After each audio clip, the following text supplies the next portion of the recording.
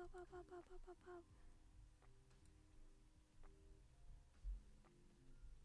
it work?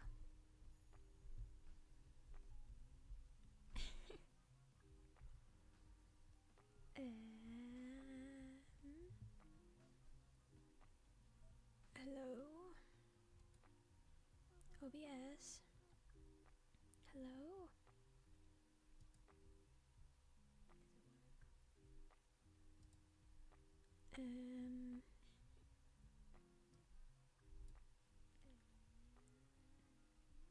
Oh my.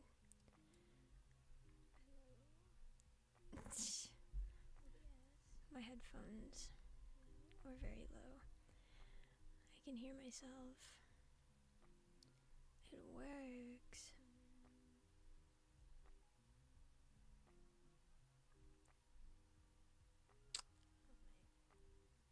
Oh, I forgot to, there we go.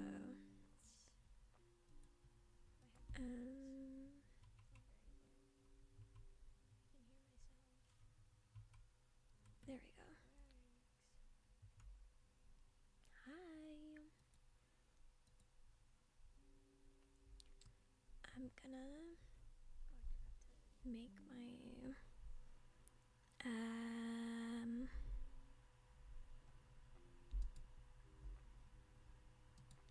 my Twitter post.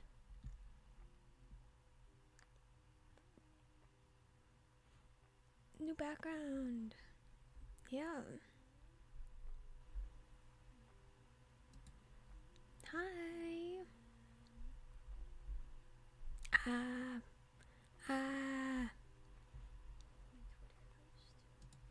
Oh, that's not too loud.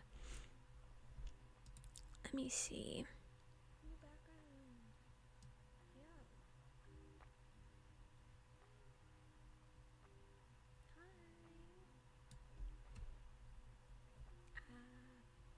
Hi. How are you doing today? Let me see.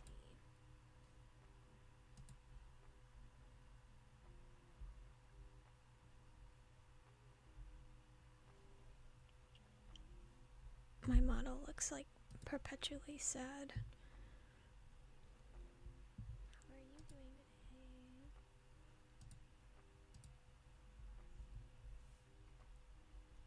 Oh, I don't have to link it. Duh. Pretty alright. My model looks like perpetually sad. I gotta mute myself. Okay. Glad you're doing alright. I'm okay.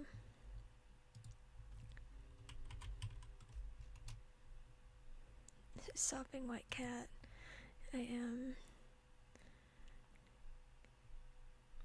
It looks like unnatural to smile. I look devious.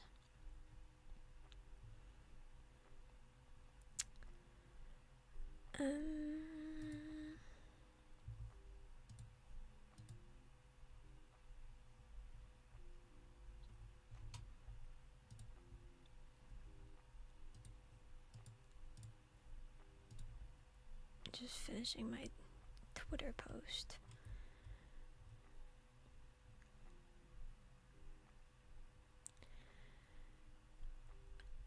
I forgot what exclamation points are called.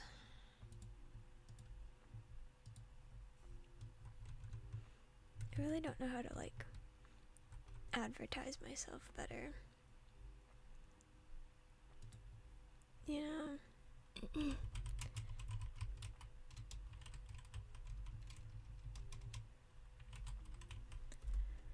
I don't know what I'm doing. Just a fish.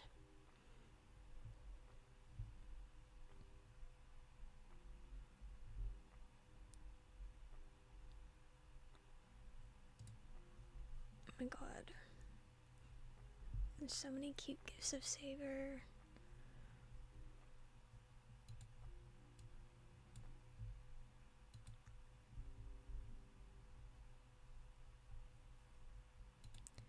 Yippee! Hope it's not like lagging too bad or anything. Oh, I have it pulled up here too.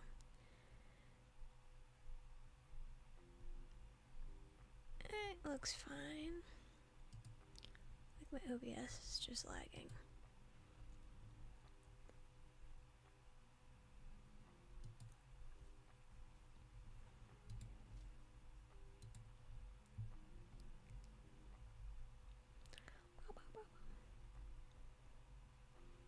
I would do like a model showcase, but there really isn't much to showcase.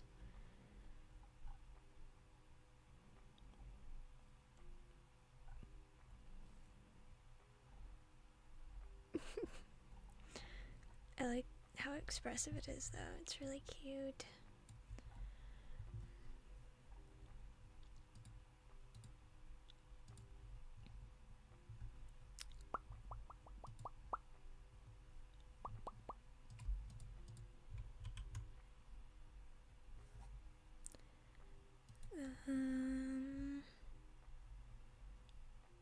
Floaty little guy, he's cute.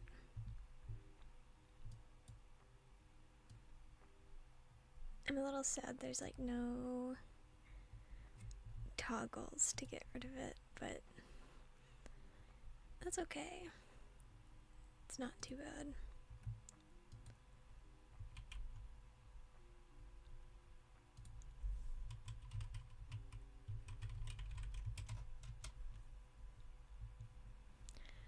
Okay, done with my self-promotion.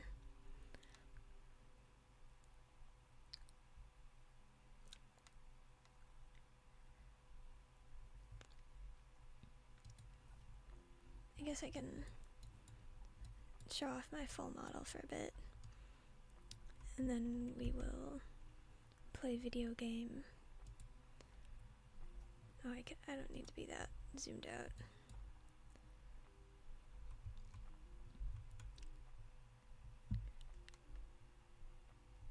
I should have advertised my new model.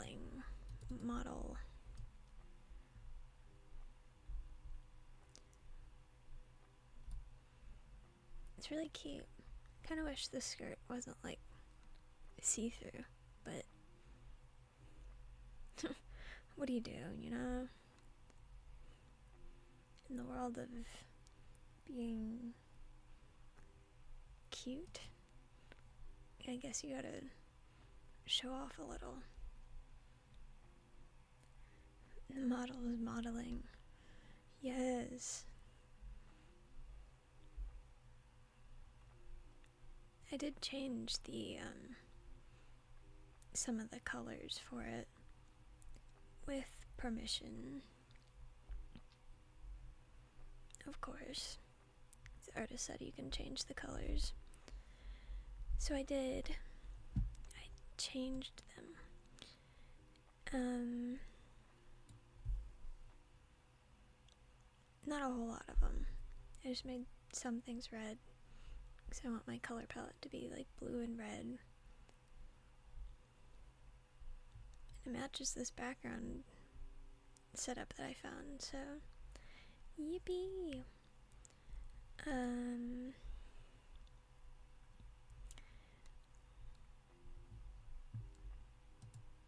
You will see me like do this a lot. Let me zoom back in.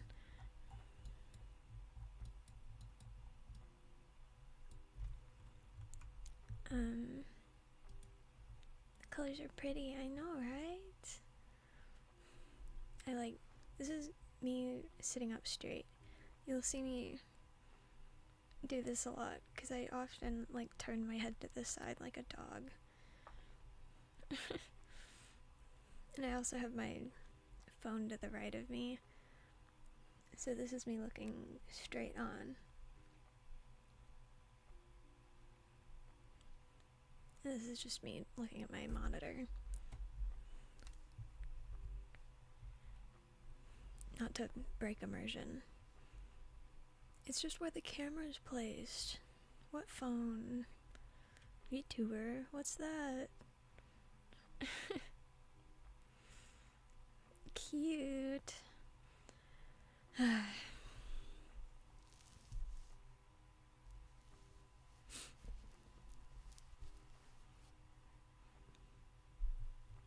thought it would be like harder to get the model to smile more, but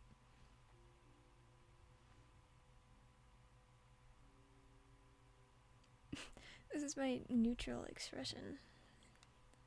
I think it's tracking more of my glasses, because I have glasses on right now. Oh my god. Hi, Hamu. Hi. You think I'm cute? You think so?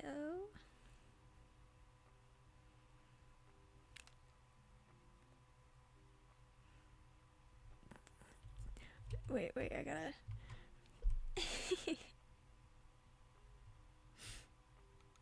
Oh my gosh. Thank you.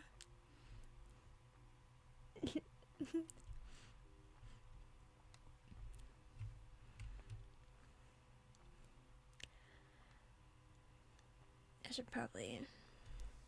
The cutest ever? Whoa. Thank you. Oh my god. I don't know how to... Oh my god.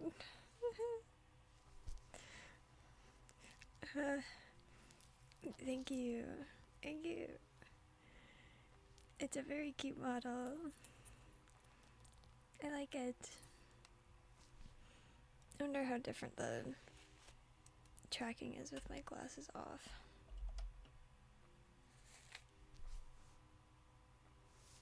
The eyebrows are definitely not quite as angry.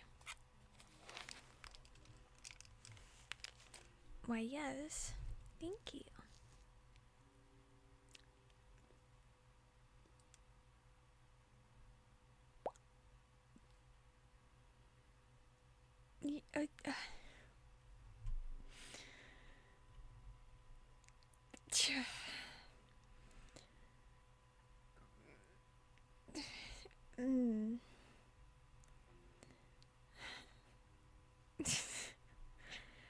Thank you. Thank you, Emu.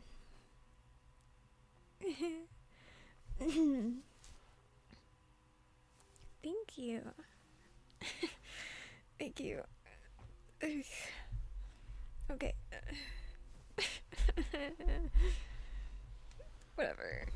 Whatever. Get the toggle off. Whatever. Stop.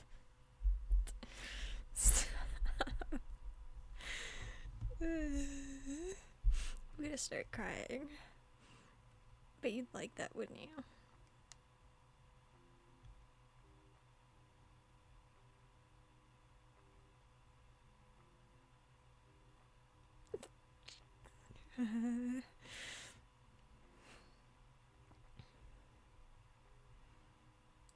I hate you guys.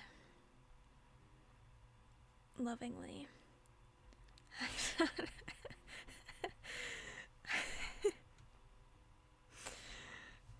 I don't think I'm a tsundere. I'm funny. What do you mean by that? Why? What makes you say that? Also, Sycloid chin is really funny.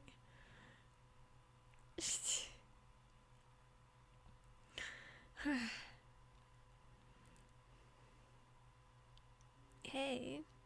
Hi. Hi.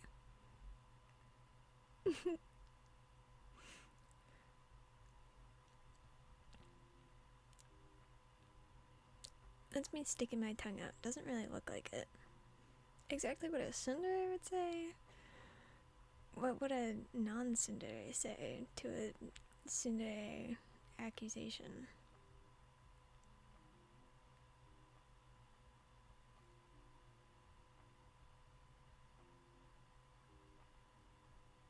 my reactions.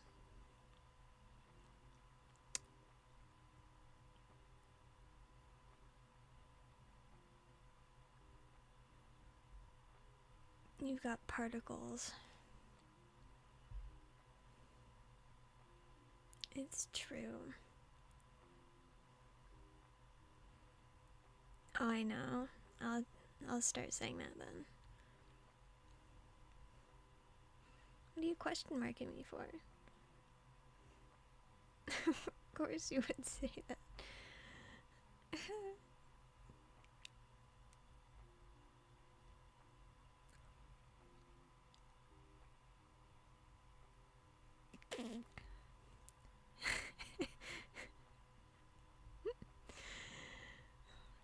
What? Just speaking from my heart.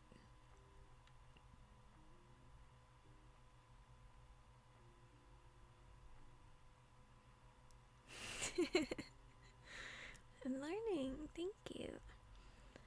You're teaching me. I'll get better one of these days. Do I blink a lot? I feel like I'm blinking a lot. I'm conscious of my blinking. This is weird.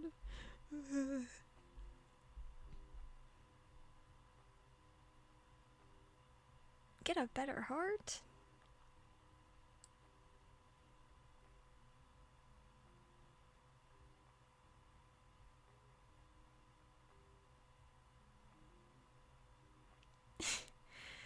Is my heart not good enough for you?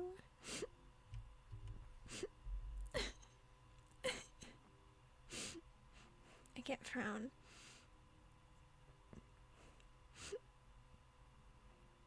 I can't believe you just say that to me.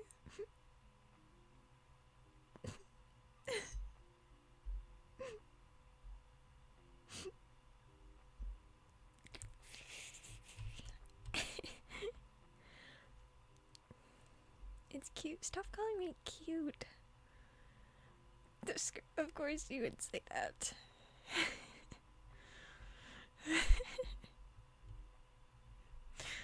Of course you would say that.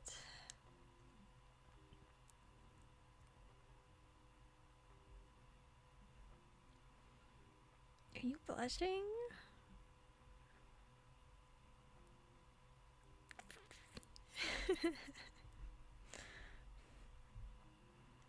I can cry more. I have to practice my fake crying.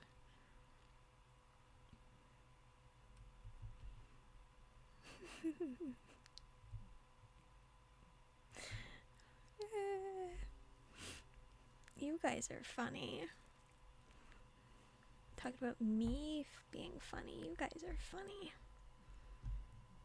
You're sorry. Are you really? Do you mean that?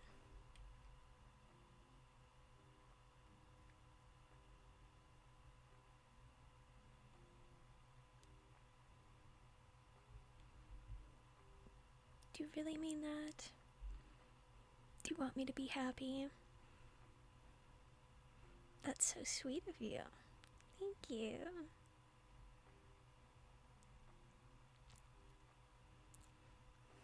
Cycloidings. Cycloidlings. I guess the cycloidlings like to see me cry.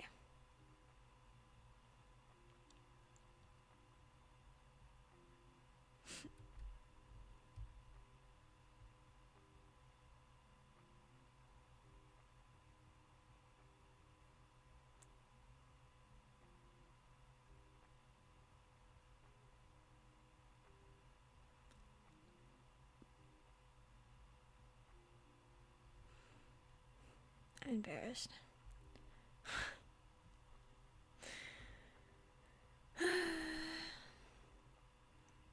A bit, just a bit.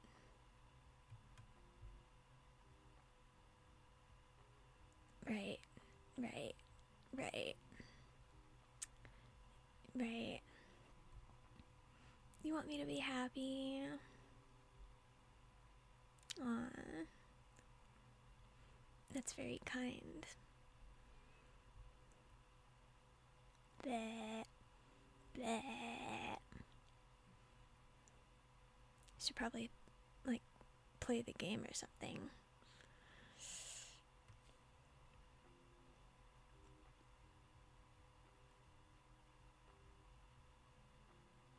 This model's so fun. Oh my god. Happy OG, happy life. This is so true. Okay. I hope my my scenes work.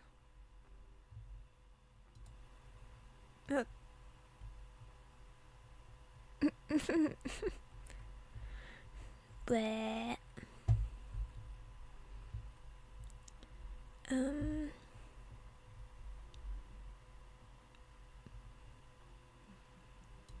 What's my media source?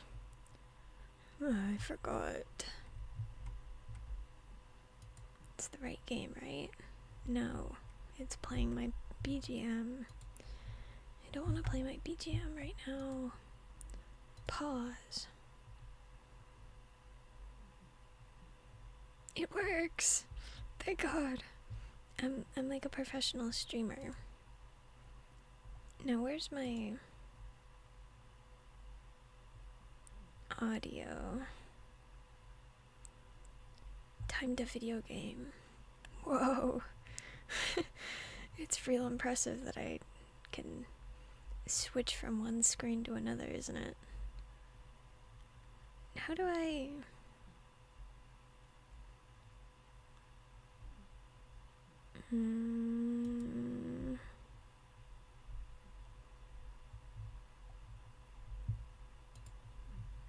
Where's my audio? I don't need to see my desktop audio. Guys, I swear I'm a professional.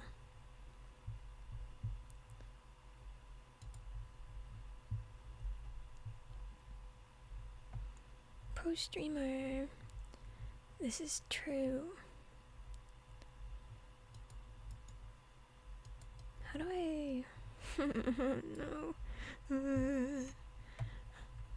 Why isn't it... Where's my audio? So I know I have it muted, but it's not in my, what's it called?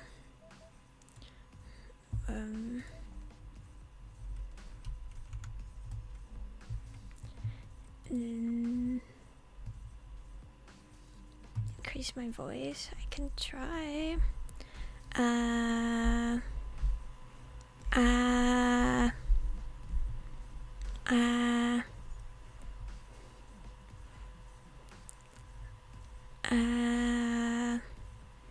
Does that work?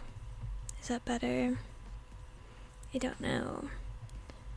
How can I... Ooh.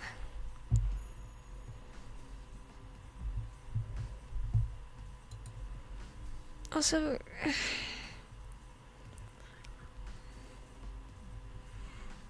giving me a nickname and... well, no, just honorifics. Calling my voice beautiful. What the... What's your problem? What's your problem? You got some nerve.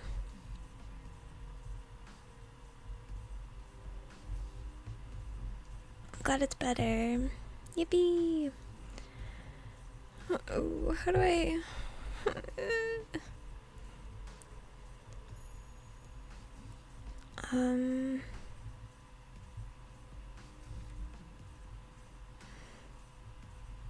Stop. Stop it. Stop it.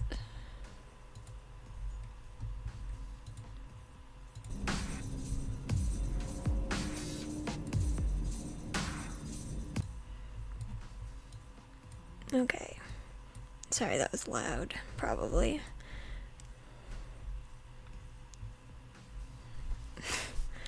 I hate you guys. You guys suck. Boo. Boo.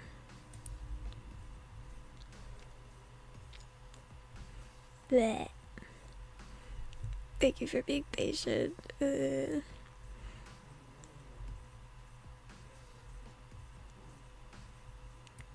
How's the game volume?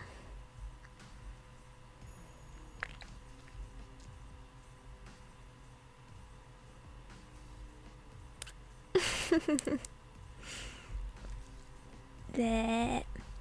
That. Stop. Stop. You guys are mean first.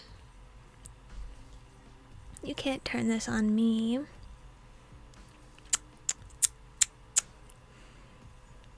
You love me? Oh my god.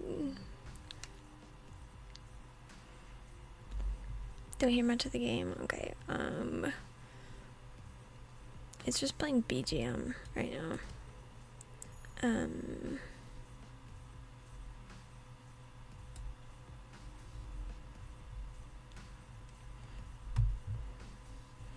How's that?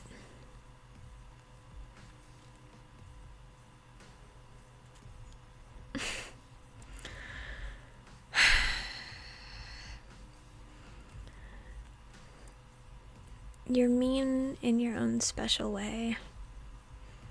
Stop saying. I'm gonna kill myself.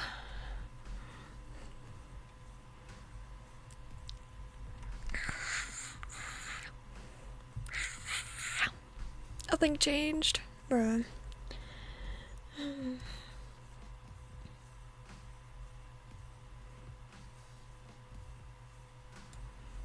feel like a fan mascot being played by a cute Sycloid would show someone how beautiful Atlantis Palace. What the hell?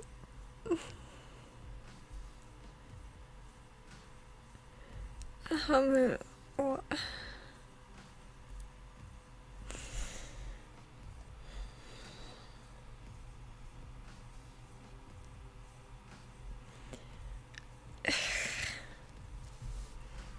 You guys are...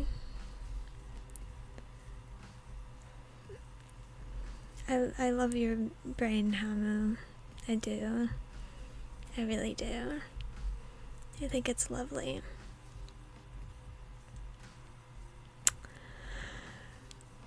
Ugh.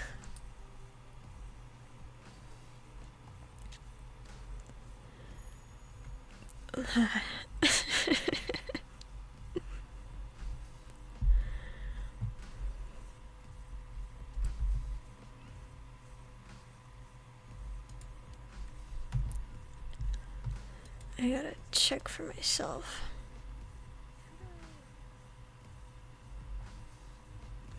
Bleh.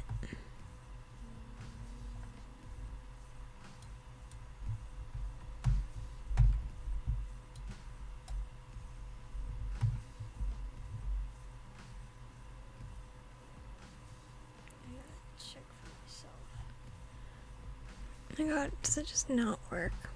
It's going through on my... I'm gonna kill myself.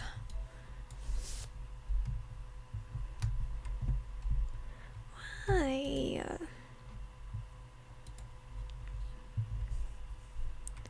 Why? Why? Suicide. Sorry, I'm never gonna get monetized.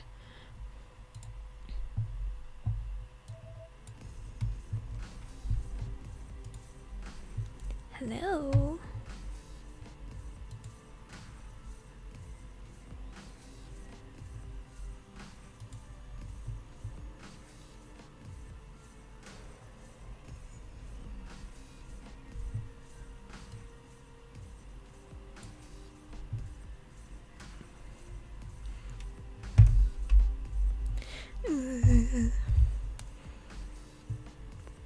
I thought I had it figured out.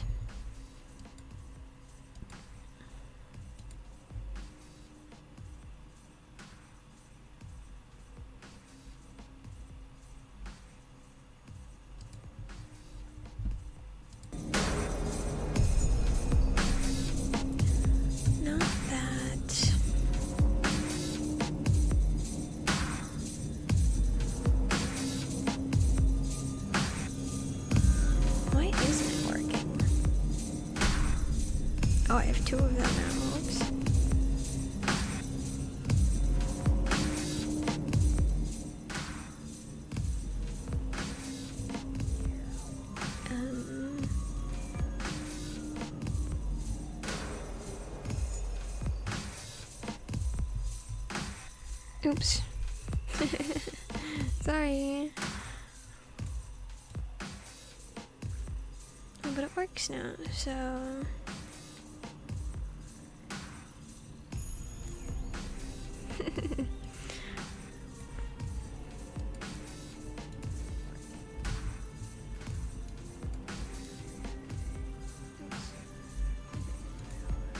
Yippee!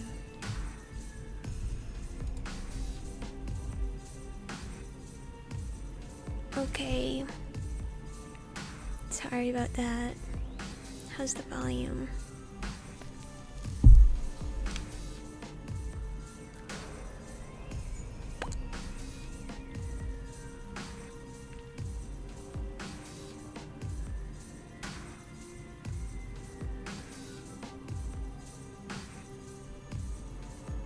I forgot to add audio capture.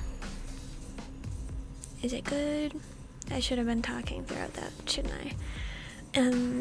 Bleh, bleh.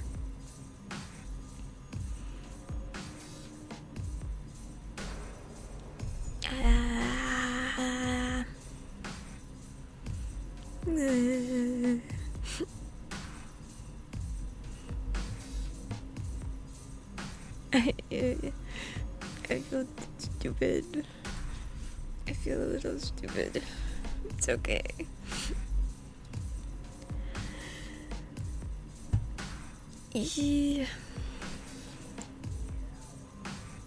Bleh.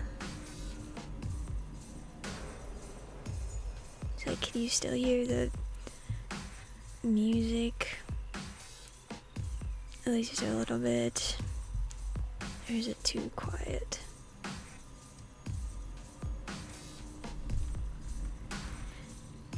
Okay.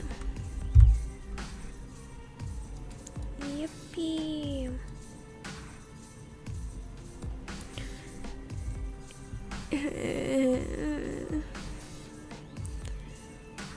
Okay.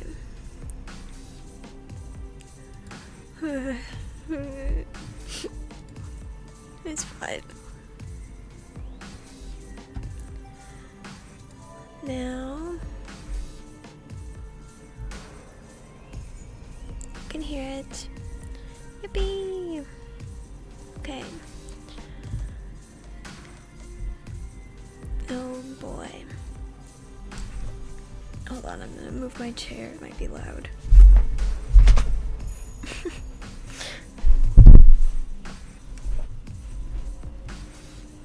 I miss staring at my own model already.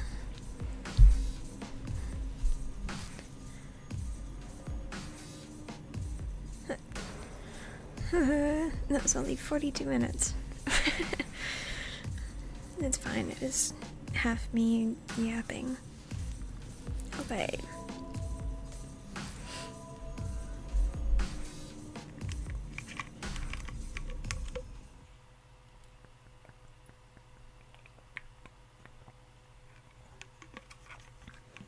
Chair ASMR.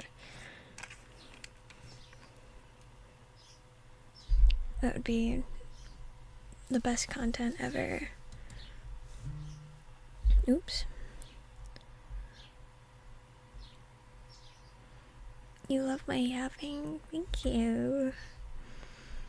I feel like I'm used to some streamers that like talk for like an hour before playing games. So I gotta play games. Maybe we'll do just chatting streams from time to time, and I talk about nothing. I gotta prepare like conversation topics so I don't forget things. Okay. I have to video game. I wish I could change the color of the chat box names, but I can't. Whatever. Okay. I wake up feeling wrong. A hand to my forehead tells me I'm sweating even though it's winter. I Gotta clock into your shift to video game, I do. Oh, it's late. The clock reads past 6. I hear the soft sound of chopping from the kitchen. Sakura's early again. Not really the time to be impressed by what an early riser she is. I need to hurry up and get ready so I can help her with breakfast. So he left off and he had a dream of the fire. And green, heaven's red, it's like Christmas. It is. I think my name was like orange. Shiro, where are you going? I have to remember how to read. What are you going to do today? It's Saturday, so do you have work in the afternoon? No, not today. I might help Issei out. Why do you ask? Oh, no reason. I was hoping I could swing by the dojo if you had nothing to do, because I'm kind of in a bind this month. A bind? Why? My bank account's hurting, you see. It'd be a huge help if someone made me lunch for a while. Yeah, not happening. It's your mess. You can afford to miss a meal or two. Damn. I wasn't expecting anything from you, Shiro. The only person I can count on is Sakura. Right, Sakura? Christmas in Sycloid jet. Yes.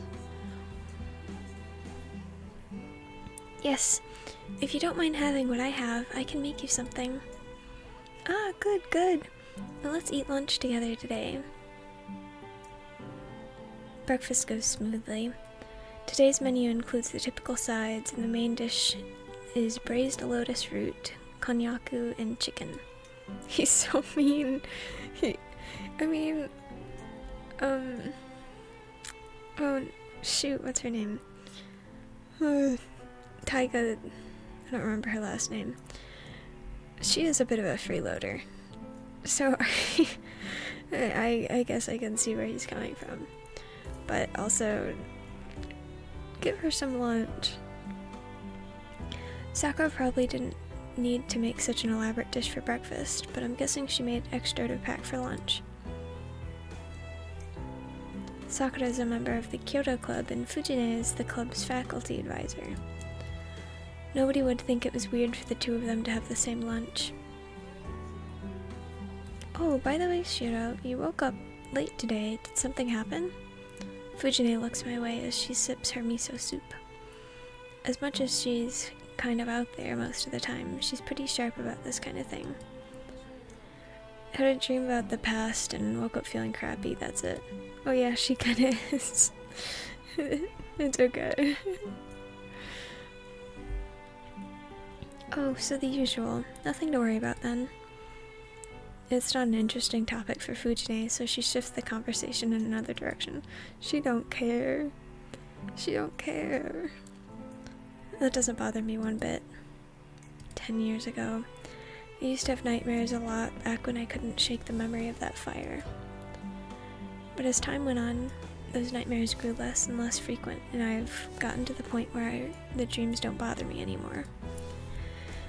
I've been told my nightmares were pretty bad back then, though. Fujine was already with us by then. She's been sensitive about changes in me since. Shiro, are you hungry at all? Your dream this morning hasn't affected you, has it?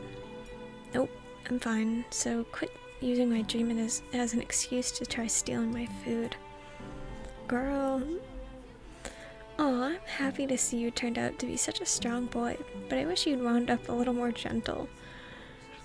Right back at you. Since I'm basically your younger brother, I kinda wish you'd end up more delicate and sweet yourself.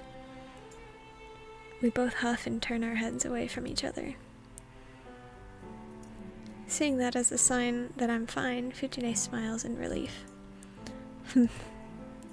Honestly, I appreciate her consideration, but I know she'll get an ego about it if I say it directly, so I pretend to grunt and protest instead. Huh? Sakura looks puzzled by our interaction. Poor Sakura. No.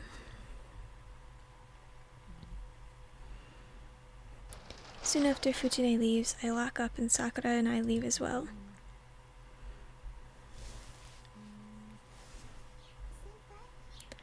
Senpai, I won't be able to come help out from tonight until Monday. Will that be alright? That's fine. Besides, it's the weekend. I bet you have friends to hang out with, so don't worry about me. Oh, no, that's not it. It really is for personal reasons, so I'm going to practice at the club. So, if you need anything, just come to the dojo and I'll figure things out. And I'm not going to go out just because it's the weekend, so please don't get the wrong idea. What? Sakura's acting suspicious, or rather, she seems nervous. I don't know why, but it's probably just that she can't come over this weekend. Got it. I'll go to the dojo if I need anything. Yes, that would be great. Sakura sighs in relief. But the moment Sakura lowers her gaze, her expression stiffens. Senpai, your hand. Sakura is staring at my left hand. I look down and see blood trickling from it. Huh? I pull up my shirt sleeve. Yep, blood. The hell? Did I cut myself with something last night? But I don't feel any pain. It looks like there's a welt on my hand. The bruise stretches all the way from my shoulder to the back of my hand. It looks like a snake that's trying to reach my palm from the top of my shoulder. Well, it doesn't hurt. I'm sure it'll go away soon. I don't think it's anything to worry about. Baby Sakura. Okay, if you're sure, I won't worry. The sight of the blood probably made Sakura sick, since she's keeping her head down.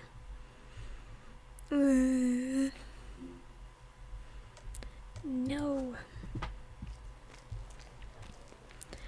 Sakura heads to the club while I head to the school building.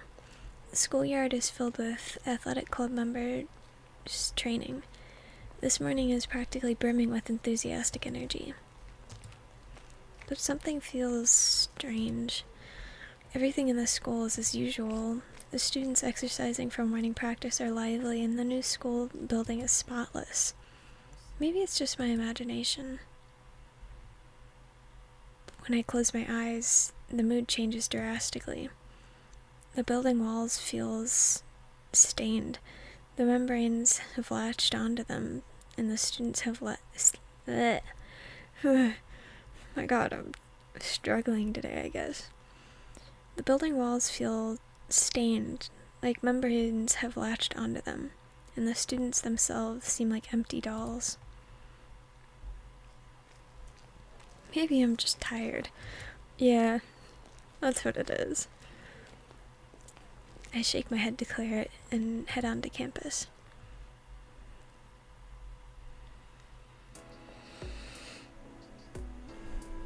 School ends early on Saturdays.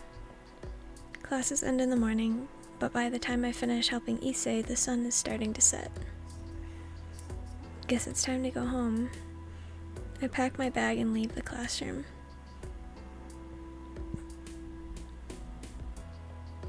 But then... Bleh. Hey, you're still here, Emiya. I run into Shinji. There are a few girls behind him making a small commotion. I can't believe you're still hanging around when you've got nothing to do. Oh right, you're still kissing the student council's ass. Look at you. You get into the school's good graces even though you don't go to any clubs. I'm not helping the student council. I'm just helping the school by repairing old equipment since we all use it. Listen to you. Anything is a given according to Emiya. Did I ever tell you how much you piss me off? Huh? Don't remember. Probably wasn't listening if you did. You say that kind of stuff all the time.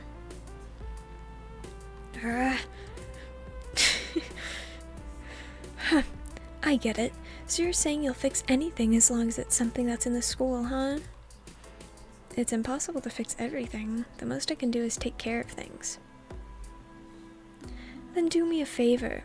Our Kyoto Club's kind of a mess right now. We've got bowstrings lying around, and the range hasn't been cleaned recently. If you've got time on your hands, can you take care of that too? You used to be in the Kyoto Club, so shouldn't you be helping us too instead of just kissing the student council's ass all the time? What? Shinji, didn't Miss Fujimura tell you to do all that? Yeah, you'll get in trouble if you don't do it. You don't do everything you were told. But all the shops will close if you start cleaning up now. Oh, these are like the girls talking, okay. But all the shops will close if you start cleaning up now. If that guy's offering, just let him do it. That's kind of mean, plus an outsider can't possibly clean everything up. That might not be right. Shinji just said he's a former club member. Maybe we can let him do it. I hate him. I hate him so much. The girls behind Shinji are awfully chatty. They seem to be Kyoto members, but since I don't recognize any of them, they must be members Shinji recruited recently. I'm counting on you then. The key's in the usual place, so just go in whenever. You don't mind, right, Enya? No, I don't mind. I've got some time on my hands, so it's no problem. Shinji, fight back! Oh, not Shinji. Shiro, fight back! Fight back! Haha, thanks. Bruh. So let's go, everyone. This clown will do the boring chores for us. Don't leave me behind, Shinji. Oh, good luck with the cleaning, senpai. Bruh. Nailing his pompous tone. Thank you. Thank you. Ah. Fight back. Stand up for yourself, please. Please do something. I cleaned the Kyoto dojo without any problems, since I'm familiar with it. It's a big room, so it took a while, but it was kind of fun cleaning the place. I used to spend so much time in until a year and a half ago. Midway through, I considered trying to shoot a bit, but decided not to. It would be rude to the owner of the bow. If I want to shoot, all I have to do is bring my own bow and visit. I look at the time, and it's way past curfew. It's a little after 7. The school gates must be closed by now, so there's no need for me to rush out. Now that I look closely, I don't remember the dojo being so dirty before. There's dirt and grime all over the place, like behind the bow rest and the club room. Well, I guess another hour or two wouldn't make much of a difference at this point. I've already started, so I might as well clean every nook and cranny. Why? Why? He's really just got nothing going on.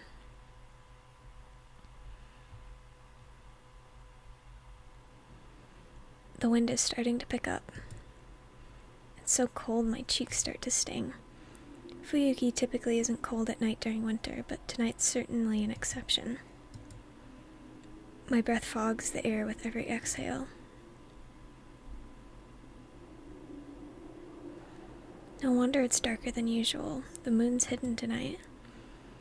I look up and there's no light in the sky. The strong winds send the clouds speeding across the night sky. Curfew is long past, and there's no sign of life in the empty school. Not so much as a sound can be heard on campus, and it seems to be covered with the colder air than any place in town. I think I heard something. I do hear something. Is it coming from the schoolyard? That night, under the frosty sky, I guess I just got curious about the sound that broke the hushed silence. So I headed towards the sound to investigate.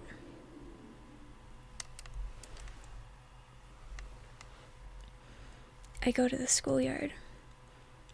Is that people? It looks that way, at least from a distance. Swords? I wonder. It's just so damn dark. I need to get closer if I want to find out more. The sounds grow louder, more intense. I know that sound. It's clashing metal. It sounds like a fight. This is so stupid. What the hell am I thinking? I'm being stupid, obviously. Who would ever fight in a school courtyard with weapons like that? And then it's probably gut instinct that sensed the danger. And maybe keeping out of sight as I approached was just a stroke of luck. Whatever the reason, I hid behind a tree big enough to conceal me and took a closer look at the source of the sound.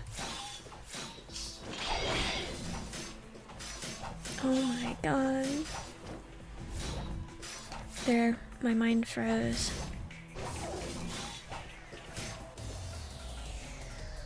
What? I can't comprehend what I'm seeing. A man in red and a man in blue. The two of them are clad in armor so ancient it's several steps beyond old-fashioned. It's a ridiculous sight, but their rapid, deadly movements make it clear that their fight's no joke. I don't understand. I can't even follow their movements. They're too fast. Their movements look so surreal. My mind can't function properly. The sound of their clashing weapons is the only thing convincing me the two of them are actually fighting to the death. But there's one thing I'm sure about. They're not human. They have to be something else in the guise of humans. My magecraft training isn't why I know this. Anyone could see that these two aren't human. To start, humans just can't move like that. Nobody should get involved with whatever that is. I can feel their intent to kill, even from a distance. I'm going to die. My body instinctively knows before my brain kicks in that I know I just won't live if I stay here. My racing heart is proof of that. I sense they're living things designed only to kill.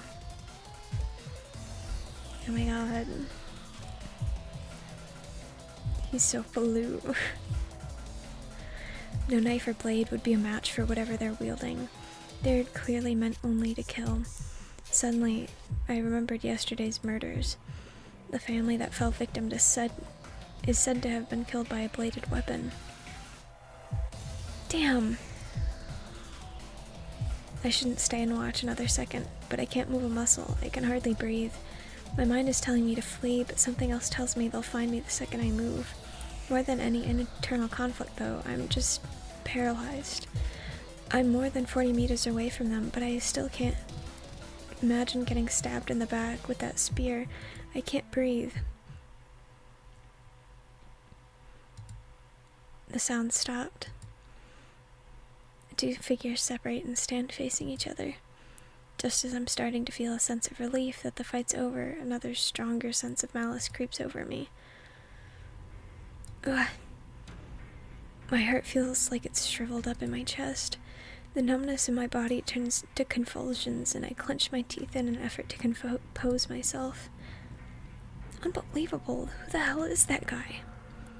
A nauseatingly high amount of magical energy flows into the man in blue.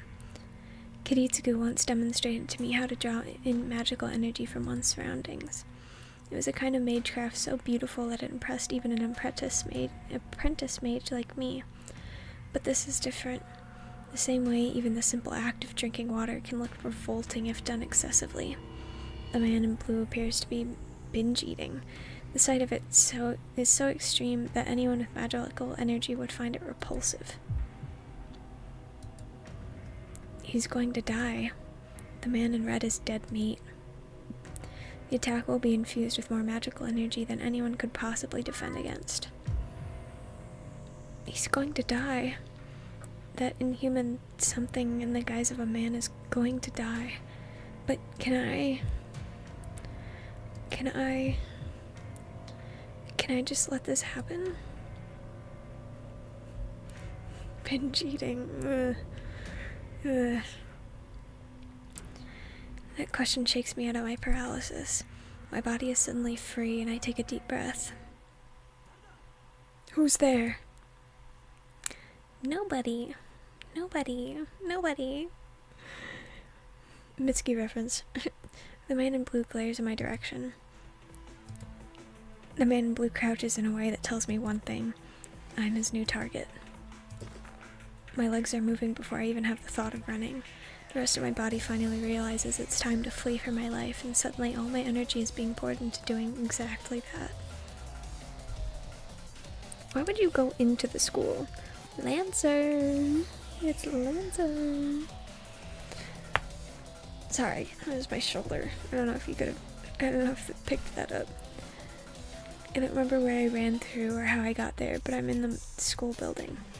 Real genius here. I forget my own actions as I huff and puff. I should have run towards town. I've got to be the world's biggest idiot, thinking I can escape by running into an empty building. A school of all places. There must have been other, better places to hide. What the hell convinced me I'd die if I didn't run to begin with?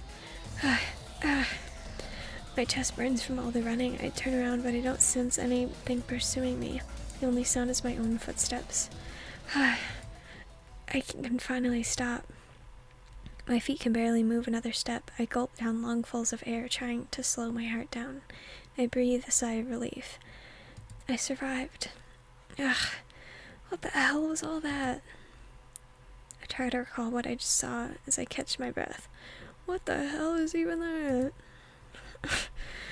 For one thing's for sure, I definitely wasn't meant to see that. Things that looked like human fighting in the schoolyard at night. That's all I can really remember. But I'd seen something else out of the corner of my eye. I think there was also someone else. I can't remember what they looked like, though. Honestly, I couldn't afford to look at anything other than the two figures locked in combat. But finally, guess our little game of hide and seek ends here, huh? The voice comes from right in front of me. Lancer! Hey, you ran pretty far. I can't breathe. My mind goes blank. I can't think. But I know that I'm going to die. There's no way out of this. You get that, right? Don't worry. It's all like this when you're about to die. Nothing to be ashamed of. And with that, he raises his spear. Sorry, kid. You're just unlucky today. But you saw what you saw, so you gotta die. No mercy, no compassion.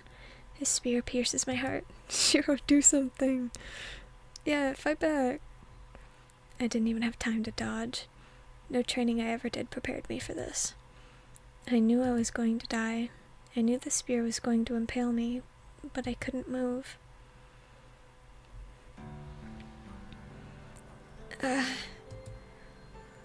The world distorts around me.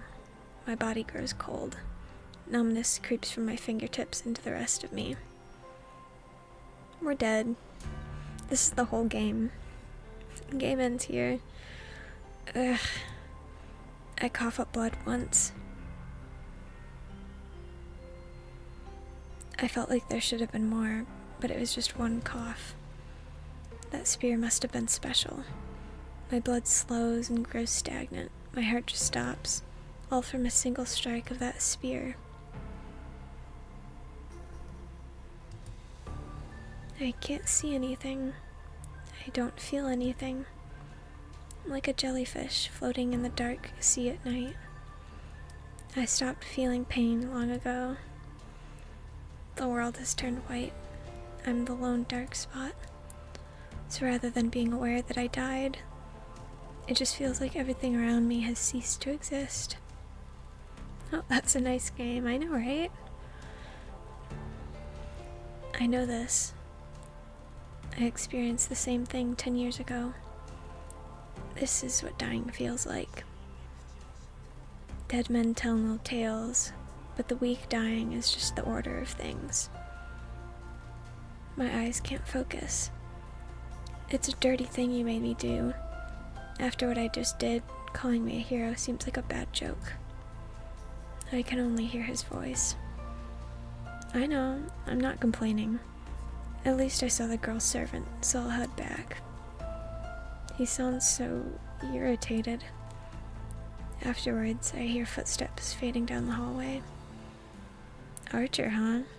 I want to settle the score, but I'm in no position to ruin my master's plans. Damn, my master's a nasty one. The voice suddenly disappears. He must have jumped out the window. Afterwards, the footsteps I heard earlier stopped. There's an awkward silence. And footsteps again. I can't hear that well anymore. Go after him, Archer. Lancer will probably go back to his master. We need to at least find out what his master looks like. I don't know who's talking. I muster up all my concentration as my mind fades, but I still can't put my finger on it. All I can hear now is the sound of my breathing. My lungs must still be functioning. I hear a loud whistling sound coming from my mouth, like a passing typhoon. I'm impressed he's not dead yet. I sense somebody peering into my face. My breathing must be loud as the person reaches their fingers out to try and close my mouth. Stop. Seriously, why does it have to be you? Whoever it is, they grit their teeth, seeming troubled. The moment I hear that sound, the person touches me without hesitation. Forging and replacing an entire heart. Honestly, if this works, I should be a shoo-in for the clock tower. The voice sounds distressed, but at that moment, my fading consciousness finally flickers to nothing. Sensation returns to my body. Slowly, little by little, my bodily functions return, like dewdrops trickling down a leaf. Drip, drip. What's going on? The person hovering over me is sweating, intensely focusing on where their hands are pressed against my chest. The next thing I know, the palm over my chest grows extremely hot. It's so hot, my corpse jolts and my cold, stagnated blood starts to flow again. I sense the person take a deep breath and sit down. I'm beat. Clink. I hear something fall. Well, I guess I couldn't help it. Forgive me, Father. Your daughter is just an extremely heartless person. That was it. The person mocks themselves and leaves. My heart resumes beating, and then I finally pass out. But it's not the everlasting sleep I expected. I fall into a slumber, bound to wake again. What do you mean the game doesn't end here? What? There's still more?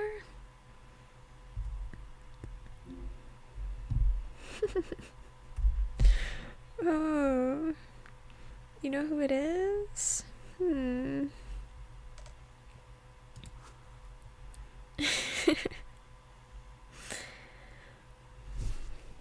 drinking.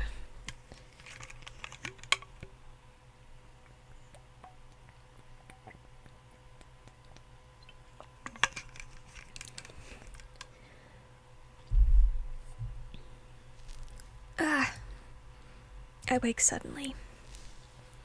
I feel sick. My entire body aches. Every time my heart beats, a sharp pain stabs my head.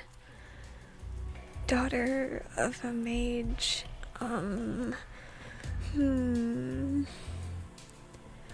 What happened? My intense headache prevents me from remembering anything. My body is cold and stiff, likely because I've been sleeping in the hallway for a long time. The only thing I can figure out is that the chest area of my uniform is torn, and my blood stains the hall floor.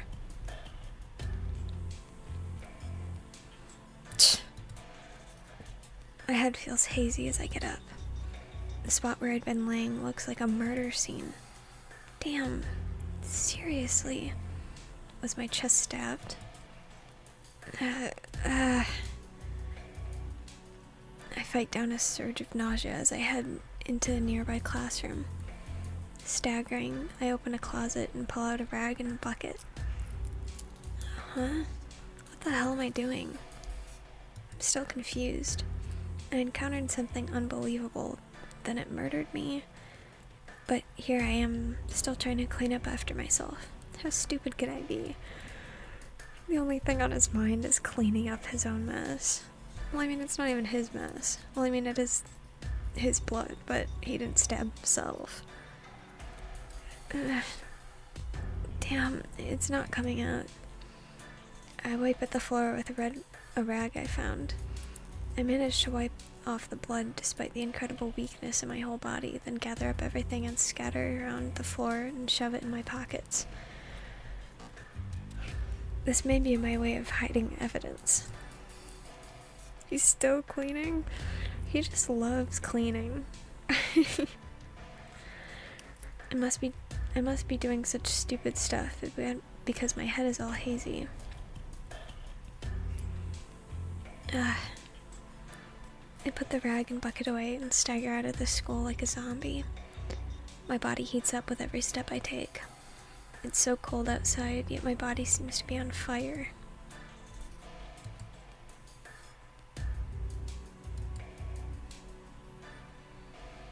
And he just walks home, like, okay.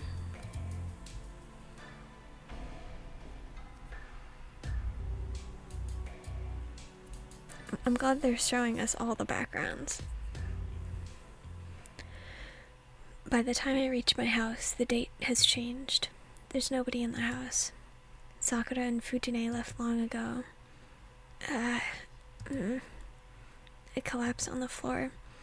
Lying on the ground is what lets me finally calm down a bit. I inhale deeply. My heart feels like it cracks every time my chest expands to draw in air. Actually, it's the opposite. It's not that my heart is cracking. The hole in my heart was just patched up, so expanding my chest opens the wound. So I really was almost killed. That's also not true.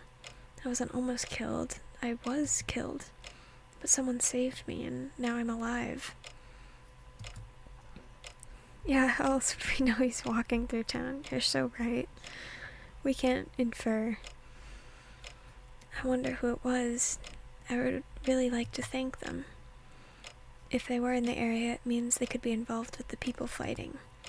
But it still doesn't change the fact that they saved me, so I need to thank them properly one day.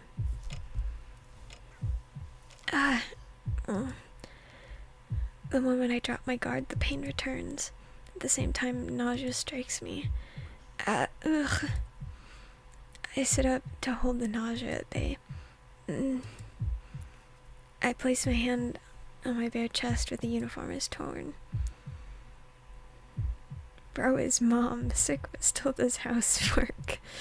Literally. I might have been saved, but my chest was, as a matter of fact, pierced. That feeling. New piercing alert. Straight through the heart. The agony of the spear tip piercing my chest isn't something I can easily forget. Damn, I'm gonna have nightmares about this for a while. When I close my eyes, I feel the spear thrust again. I try to shake that delusion off, and I make every effort to regain my composure.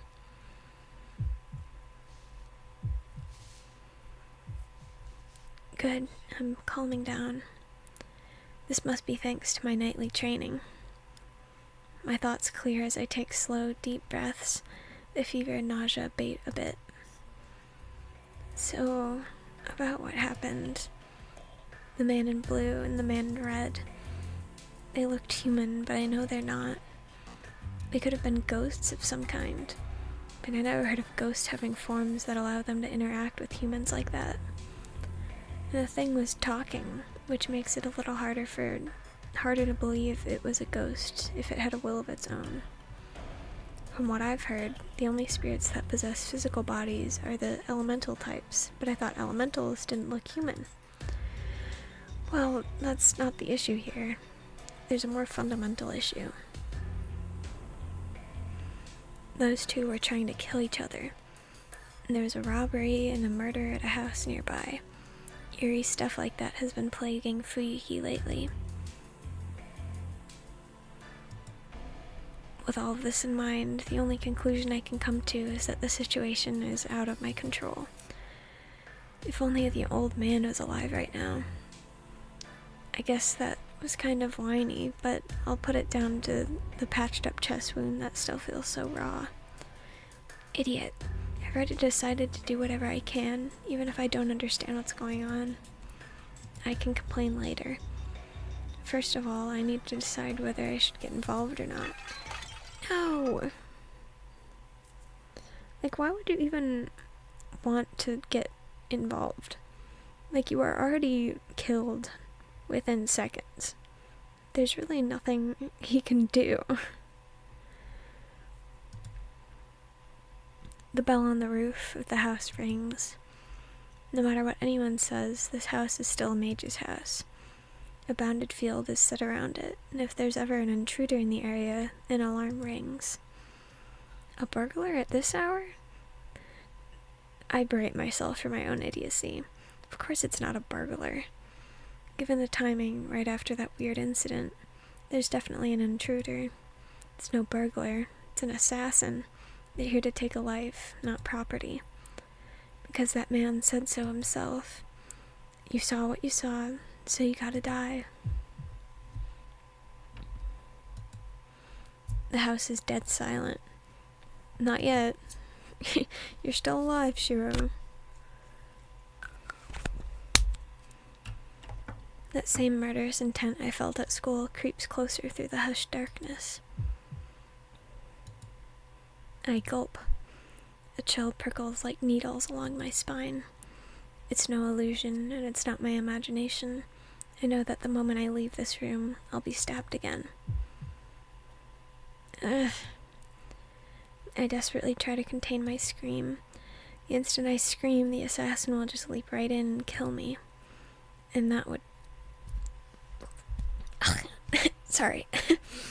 And that would just be a repeat of what happened before. I'm not prepared, and I'm going to be impaled again. Ugh. My breathing grows labored as soon as a thought crosses my mind. I'm mad. I'm mad at myself for being afraid, and I'm mad that I've put myself in a situation where I'll so easily lose my life after it was saved earlier the same damn day. I grip my teeth and hold my hands tight over my wounded chest to restrain myself. I need to get used to this. This is the second time. This is the second time I'm about to die. I don't think anyone should get used to that. That alone motivates me to not die so pathetically as last time. Am I not a mage after all? If I can't even defend myself from this, what were my 8 years of training for? Fine. Bring it on. Like, okay, whatever. I'm not gonna agonize over complicated things anymore. Right now I just need to drive away whoever's here. I need to find a weapon. I may call myself a mage, but the only thing I can do is reinforce something that might work as a weapon. You need a weapon to fight after all. There's plenty of things that might work as a weapon in the storehouse, but I'm not anywhere near there. If I leave the living room and get ambushed, I'm just going to expose myself, and it'll be a repeat of what happened earlier. It won't be easy, but I've got to find a weapon here. Something long and thin would be good, but my opponent's weapon of choice is a spear, so a knife would be all but useless. A wooden sword would be best, but I obviously don't have one just lying around. Something around here that might be suitable as a weapon. Whoa! There's only the poster Fujine left. I can't help but feel utterly dejected, but the desperation makes me feel all the more determined. The situation's so bad I can't really get any worse. Then, all that's left for me to do is move forward until I have no energy left. Trace on. I speak my incantation, and I inject magical energy into the rolled up 60-centimeter poster. I try to imbue as much magical energy as I possibly can into the poster to solidify it, since it needs to work as a weapon to go up against that spear. Composition, analyze. I focus my consciousness. Magical energy permeates the poster as if I'm straining its fibers with my own blood. Staining. Composition, reinforce. I feel that I've hit the end. Right before magical energy spreads through the poster and spills out, I say, trace off. I cut off my connection with the poster. I tremble with excitement. The poster is hard as steel, but its weight remains the same as before. It's turned out great for a hastily improvised sword. I did it. How long has it been since my strengthening magecraft succeeded? My magecraft hasn't worked ever since Kiritsugu died, and so for it to succeed at a time like this seems ironic. Either way, now I may be able to defend myself. I at least have some discipline in my swordsmanship. I grip the poster with both hands and stand in the middle of the living room. If I stay here, I'm dead, but I don't think I can make it outside the mansion either. So I just need to head to the shed and make a stronger weapon there. Just as I start trying to hype myself up, every hair on my body stands on end. I'm not sure when he got in, but the guy drops from my ceiling straight towards me. What? A silver flash strikes my head from above. I can only assume he came through the ceiling and descends on me, meaning to skewer my head. Why, you... I roll forward in a frantic dodge. The man lands with inhuman grace as I clumsily roll out of the way. I stop myself quickly to get to my feet, makeshift sword at the ready. He's so annoyed. The guy turns lazily, looking bored. You're making this whole thing kind of a pain. I was trying to be nice, thinking it'd hurt a lot more if you saw me kill you. He shifts the spear in his other hand in a slow, fluid movement. I don't know why, but he doesn't seem as aggressive as he did at the school, which might give me a chance at escaping him. I can't believe I have to kill the same human twice. Guess the living world is a meat grinder, no matter the era. Meat grinder? I'm fighting my urge to recite the meat grinder. If I chop you open a meat grinder, and the only thing that's left that comes out is your eyeball, you're probably dead. Not you, I'm just saying, like, if someone pushes you in a meat grinder and, like, the only thing that comes out is your finger bone, they're not gonna pick it up and go, see, it wasn't deadly, it wasn't an insta-kill move, you still got this part of your finger left.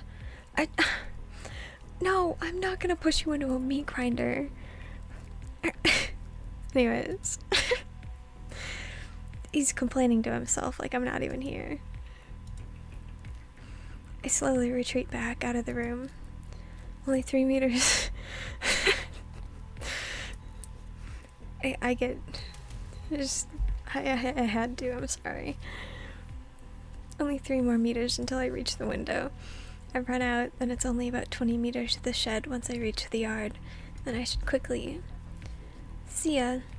Don't wander around anymore, kid. He says it almost absent-mindedly, like it was just an afterthought.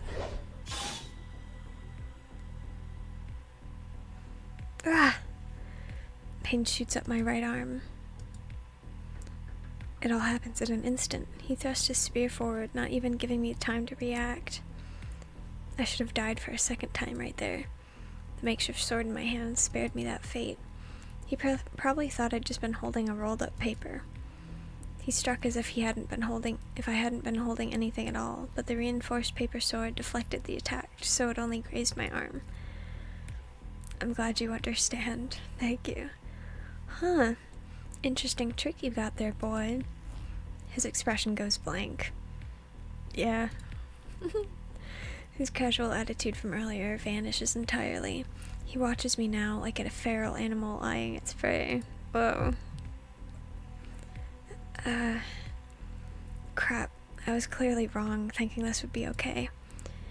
This thing before me is some kind of demon unbound by logic.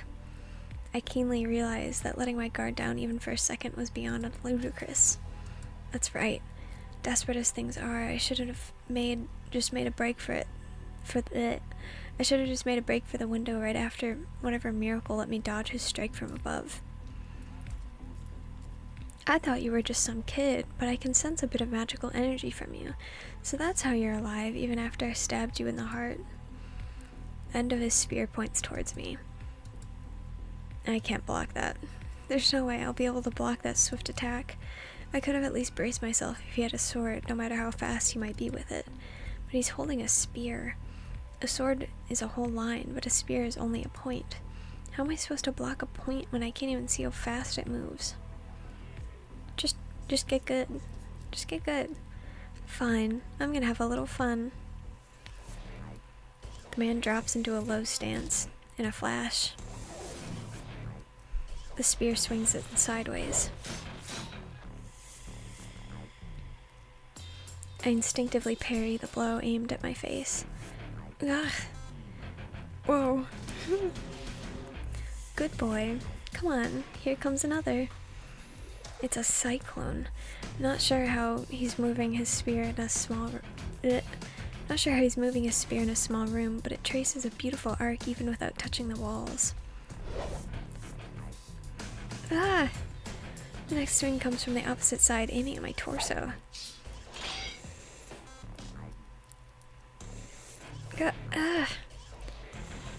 The force of the swing bends my makeshift sword as I try to parry. Monstrous! Is that a hammer he's swinging? Damn, the numbness of my arms is telling me that they might be broken. Why you?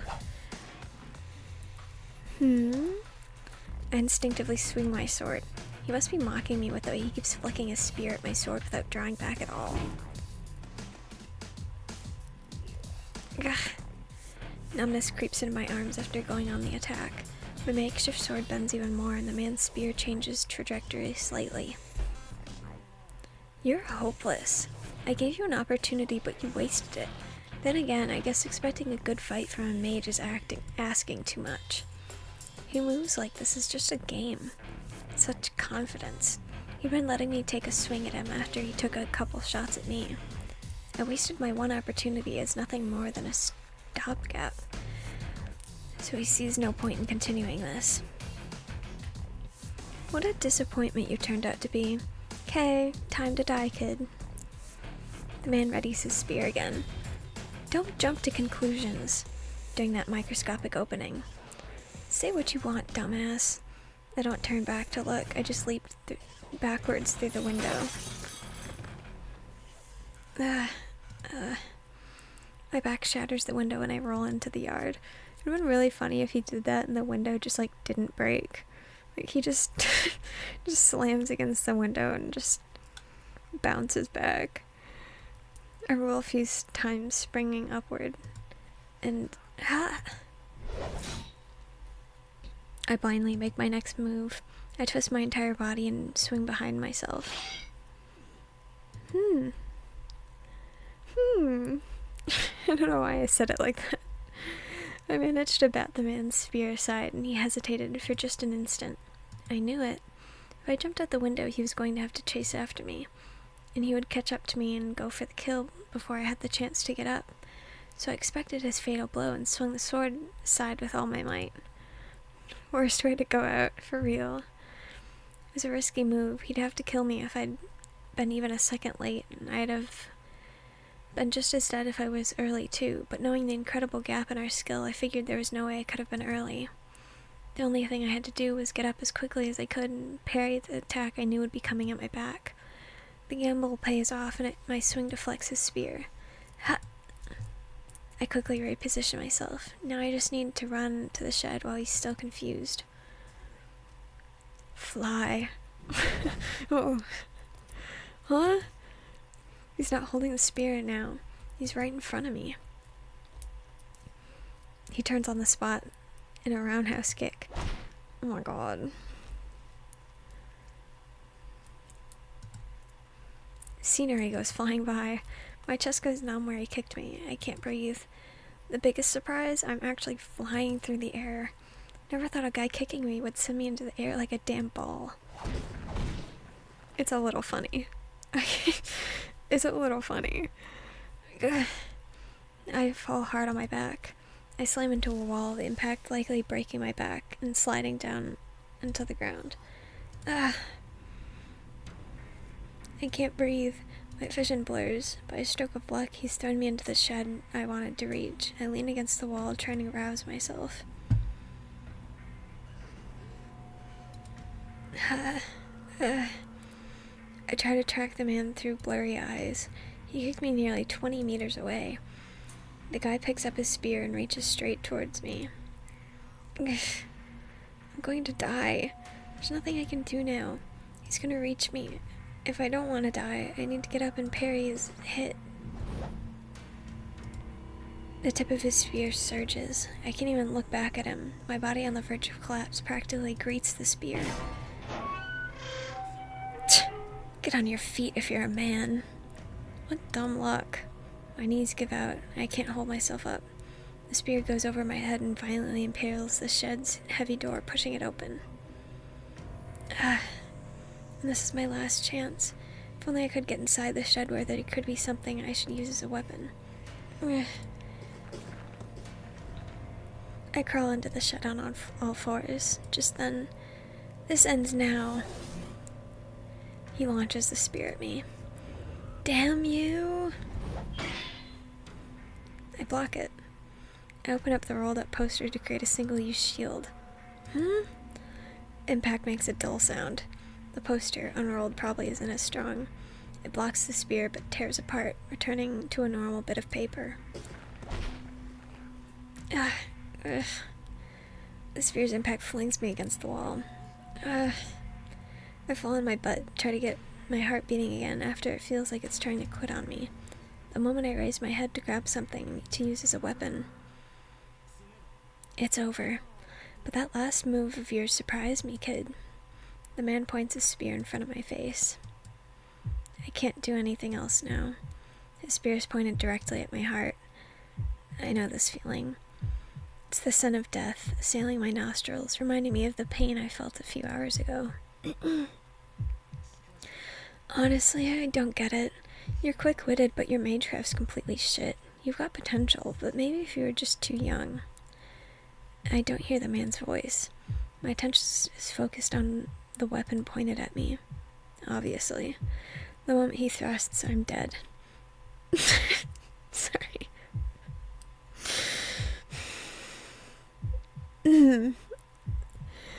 What else is there to think of at this point? I doubt it, but maybe you were just the seventh one. Either way, this is the end for you. His arm jerks. I wasn't able to see his movement earlier, but now I see every last one in slow motion. There's a bolt of silvery light. The tip seems to be drawn towards my heart. Blood will gush from the wound in just a second. I know this feeling.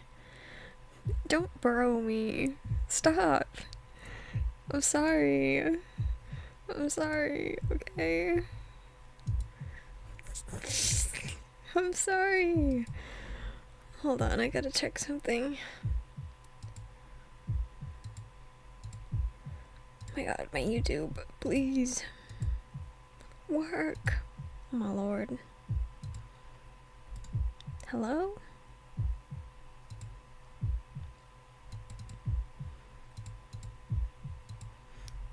Don't give me that. Don't give me that emoji. Please. Please. I'm sorry. I'm really sorry. I don't mean it. Oops. Bleh. I don't mean it. How do I...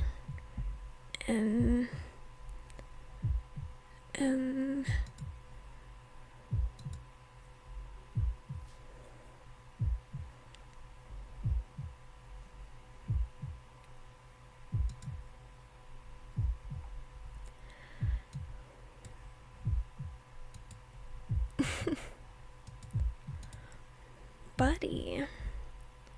Okay.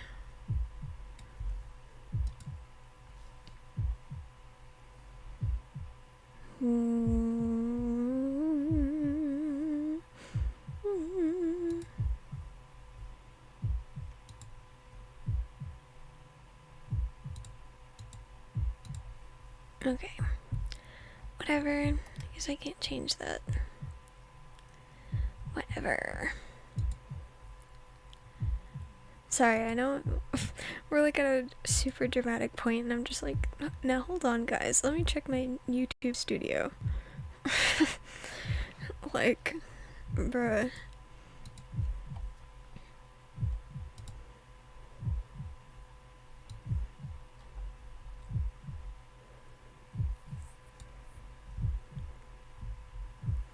Can't believe you buddied me. You bro dude and buddied me. And red glaring emoji'd me. Emote. You hate me. I knew it was true. Whatever. Anyways. That sensation of iron piercing my body. That taste of blood that will well up in my throat. It's okay, you gotta be that pro YouTuber. True. That feeling of the world around me fading. I experienced all of it earlier today. And now I'm going to have to experience it again. Really? He just sounds like mildly annoyed. You don't hate me? Really?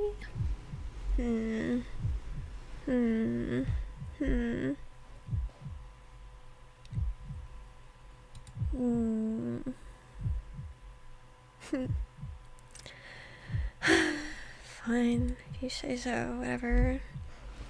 I don't understand. Why do I have to be the one who goes through this? This is bullshit. No, I can't die in vain in a place like this. I was saved. If I was saved, I can't just die like this. I need to live to fulfill my obligations. I won't be able to do that if I'm dead. The spear's still going to impale me, though. The tip will tear through my flesh, break my ribs, and bore into my heart. I'm mad. It shouldn't be so damn easy to kill people like this. I'm gonna die and it's bullshit. I'm gonna die twice in a single goddamn day. Everything is fucking bullshit. I'm gonna die and I didn't even have the opportunity to be afraid of this whole goddamn mess. No way in hell. I'm not gonna let myself die senselessly to the likes of you.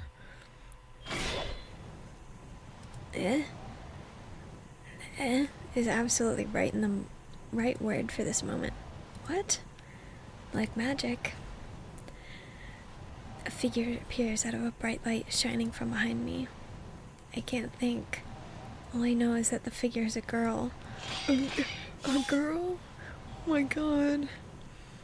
I hear a high-pitched sound. The moment the figure appears and it pushes aside the spear pressed to my heart and steps between me and the man without missing a beat. Are you effing kidding me? The seventh servant? He's fine with killing people, but he won't say fuck. Like, okay. He tries to regain his composure after his spear is pushed aside as the girl brandishes something in her hand. Sparks fly. Hard metal clashes and sparks fly again. The man stomps his foot after blocking the woman's attack.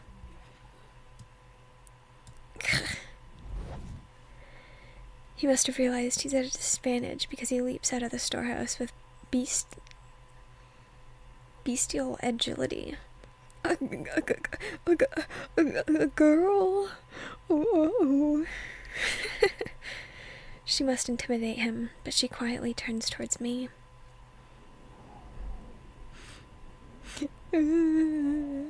My wife, I missed you.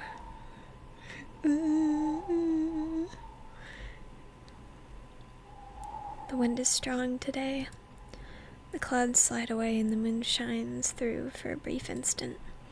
The silver moonlight shines into the shed, illuminating the girl who appears like a knight. I'm speechless. It's not because I'm confused by all the things that just happened. The girl before me is so astonishingly beautiful that I'm at a loss for words. It's her! Finally! The girl's eyes, like pure, precious jewels, stare at me without emotion. I ask of you, are you my master? Her voice sounds so valiant. Master? I can only repeat her words back to her. I don't understand what she's saying, nor do I know who she is. All I know is that this slender, delicate-looking girl is similar to the man outside. She does not look delicate, but like, whatever. Like, ugh, whatever, Shiro, whatever. She says nothing, continuing to look at me in silence. I don't know how to describe her. She's special. So special that I forget entirely about the man outside, even though he might attack at any moment. Time seems to have stopped. Even the fear of death I'd felt moments ago vanished. There's only the girl standing before me. How it feels. Servant Saber, I have come in response to your summons. Master, please give me your orders. It's the second time she speaks, and the moment I hear words, Master and the name Saber echo in my ears. Bro is folding. He is. Ugh. Pain shoots through my left hand. It's hot, like being branded by an iron. I unconsciously press the back of my left hand. Taking that as a sign, the girl silently nods her beautiful head. Henceforth, my sword creates your destiny, and our fates shall be intertwined. And thus, our contract is formed. What? Contract for what? I'm still a mage in training, so I understand what those words mean, but the girl doesn't respond to my question. She simply looks away with the same grace she'd shown when she nodded. She turns toward the shed's ruined door. Outside, the man readies his spear. No. She moves faster than expected. The girl in knight armor leaps out of the shed without hesitation. What? What? I forget about the pain I feel, and I get up to follow her. Dude is actually obsessed with her. Literally. She can't possibly go against that guy. No matter how heavily armored she is, she's smaller than I am. And why does that matter, Shiro? Stop! The echoing clang drowns out my words. What? I can't believe what I'm seeing. My head really does go blank this time. Who the hell is she? She told you her name. The clash of swords echoes around me. The moon slips behind the clouds and the yard grows dark once again. Within the darkness, sparks fly as steel strikes steel. Without saying a word, the spear-wielding man meets the girl who leaped from the shed. She parries his spear and knocks away his other successive attacks, driving him back with each attack. I can't believe it. This girl, Saber, is somehow overpowering the man. She's a girl, so she has to be weaker than me, literally. The battle has begun. What happened between the man and I earlier doesn't even count as a battle. A battle? It's a fight between two people able to kill each other. No matter the difference in ability, it still can be called a battle as long as both are able to kill the other. In that sense, these two are fighting a battle. The man attacks her, swinging his spear so quickly that I can't even see his strikes. Somehow, she parries his every attack perfectly with something as she closes in on him. Damn. Damn. The man backs up slightly, clicking his tongue hatefully. He hates women. He holds his spear vertically to ward off her attacks on his side. On it. What word? Yeah, on his side. Okay. Gah. For a moment, his spear glows. His attacks almost look like it caused an explosion. The man's spear sparks of it, electrified every time whatever weapon the girl is wielding strikes it. The man and I both could tell what it is. His furious magical energy is so dense it can actually be seen. Her attacks are charged with incredible amounts of magical energy.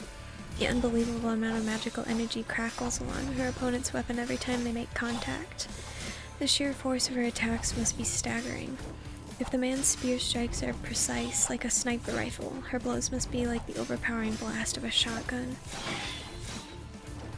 Each of the girl's attacks bathes the yard in flickering light, and yet, that's not what's overpowering the man. Coward! Why are you concealing your weapon? The man curses at the girl as he evades her unrelenting attacks. She doesn't respond other than to set up her attacks with her invisible weapon. The man retreats, having hardly so much as a chance to counterattack. Her weapon is invisible. Without being able to determine the weapon's range, it'd be reckless to go in for an attack. That's the trouble with an invisible weapon. But she's definitely got something in her hand. I can't make out anything of its shape or length. Maybe it's transparent to begin with. No matter how many times sparks fly from it, I never got a look at the weapon's profile. Parrying her strikes must be taking a lot out of the man. His movements aren't as sharp as they had been. It's the first sound the girl makes. She attacks the more furiously. It's a merciless, unyielding dance of blades. The flying sparks remind me of blacksmiths striking iron. The spear-wielding man continues defending himself as he disapprovingly clicks his tongue. Honestly, I can't help but admire the man even though he's tried to kill me. He's able to defend himself from an invisible weapon, relying only on reading the girl's swings at footwork. But that's all he can do. When an opponent is so completely on defense, the only thing you need to do is beat them down. The girl steps in closer. She smashes down, striking with all her might. Don't get carried away, fool. Seeing his chance, the man disappears. Or rather, he retreats back as if to disappear. That girl's swings cuts through the air and smashes into the ground, kicking up dust. Her massive swing, which seems to be a fatal blow against the cornered spearman, proves easy to dodge. That fool, what the hell is she thinking? You mean I could tell what happened, even in this distance? Her careful, precise attacks earlier may have worn the man down, but this tremendous swing meant to deal the finishing blow wouldn't ever touch him. The relentless attacks must have put an incredible strain on the man's body as he tried to defend himself. Yet he suppressed that pain for a single moment to jump away. He knew that her last attack would determine the victor. Ha! The man jumps back several meters, then comes in to strike once again, the moment his feet touch the ground. He jumps in a triangular pattern and leaps towards the girl as if revisiting his steps. The girl's sword is still embedded in the ground. It's a fatal opening. Red spear returns in less than a second. The girl twists her body around like a top, while her sword is still embedded in the ground. The whole thing happens in a matter of seconds. The man sees his mistake and tries to correct, as the girl uses this brief moment to use her whole body to attack. Gah. Both the man and the girl seem unsatisfied, though. Both struck, intending to kill. Both survived, so everything leading to this moment was in vain. The two open a bit of a distance between themselves. They both just quietly stare at each other. The strain the battle inflicted on them seems to be too much. Ah, she's so pretty. I love her. What's wrong, Lancer? Would you tarnish the name of all warriors of the spear just by standing there? If you aren't going to attack, then I will. Ha! Running to your death already? Fine by me, but let me ask you one thing first. Is your noble phantasm a sword?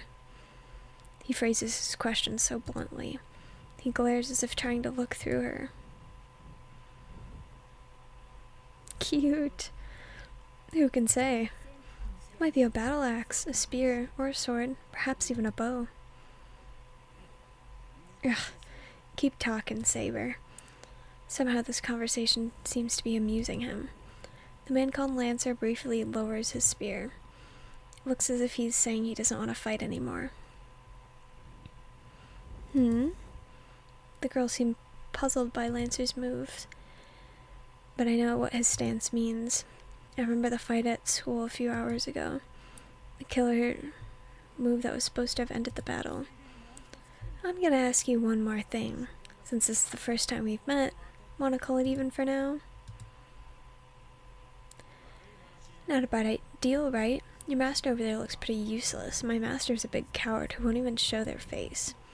Do you think it's in both our best interest to hold off fighting until we're in better conditions? I refuse. You will die here, Lancer. Is that so? Man, I just came here to check things out. I wasn't gonna stick around once a servant appeared. The air wavers. The surrounding appears to distort. Lancer lowers his stance. A chill creeps into the air.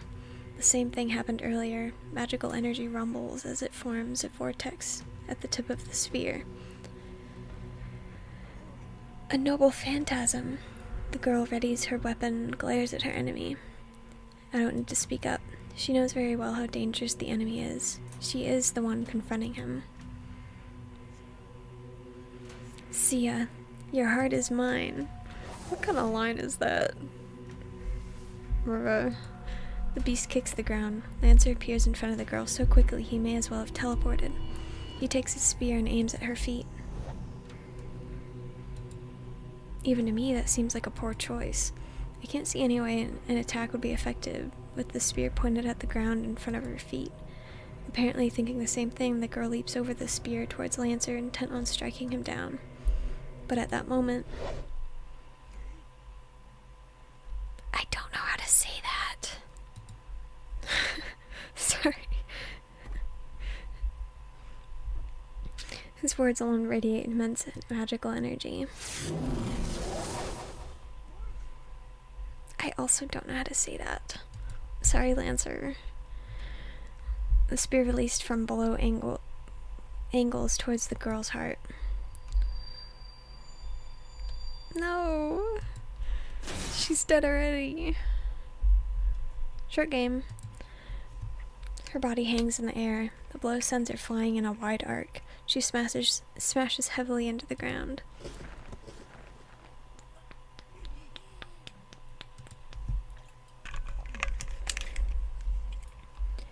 She's bleeding. She had been unscathed until now, but her heart is pierced, and she's bleeding profusely. A curse? A reversal of fate? I'm just as bewildered, but watching from afar may have given me a better perspective on how bizarre the attack was. The spear had been aimed at her feet, I'm sure of that, but then it just changed directions, moving and stretching impossibly to pierce the girl's heart. And yet, the spear itself neither stretched nor changed direction. It seemed bizarrely as if the spear had been thrust into her chest from the beginning, almost naturally. It wasn't as simple as the spear changing its trajectory and piercing the heart. The spear didn't change course, it also altered truth itself to make that happen. The moment he spoke those words and released his spear, the intent of piercing her heart had been realized. Essentially, his attack reversed cause and effect. The result of the attack piercing the victim's heart is predetermined, so the spear's trajectory is merely an afterthought to establish the facts. It's a demonic splinter that breaks through all defenses. The moment it determines the target, the spear pierces the heart every time it's used without exception. How can anyone defend against such a completely insane attack? No matter what effort the target makes to evade, the spear will always pierce their heart, which makes it fatal. An accursed spear that always pierces the opponent when used. However, the girl evades by a hair's breadth. The spear did penetrate her, but it didn't hit anything vital. Her actions in evading the spear seemed even more impossible than the spear itself. The moment the spear was thrust, the girl turned in reverse direction with an incredible effort of will and strength, as if she knew it was going to happen. She was either incredibly lucky or just enough protection to dampen the spear's curse. Whatever it is, the girl manages to avoid the fatal blow, and so survives Lancer's ultimate attack. She's fine. The girl tries to get her labored breathing under control. Although she had been losing a lot of blood, blood stopped seeping from her wound, and even the wound itself is closing up. So this is what a truly extraordinary person can do. I knew she wasn't normal. She's more than outstanding. In terms of her skill in the fight against Lancer, in terms of the incredible amount of magical energy used for every attack, her body recovering on its own, she's obviously superior to Lancer. But that's only up until now. She may be healing even now, but her wounds are deep. If Lancer attacks now, she won't be able to defend herself. And yet, even though he's at an overwhelming advantage, Lancer doesn't move. He audibly grinds his teeth. He glares at the girl. How the hell did you evade my fatal... I gotta look this up. Hold on. We're looking it up.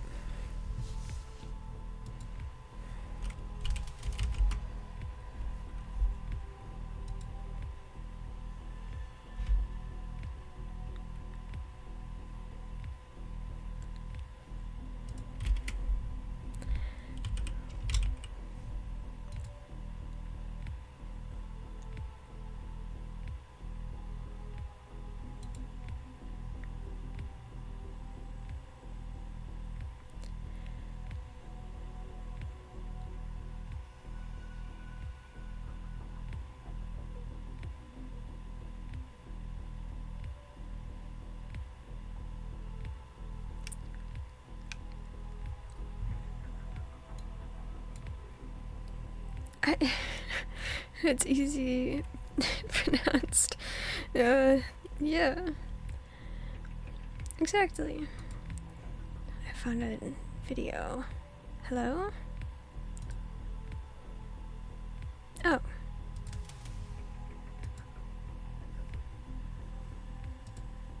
Can you load, please?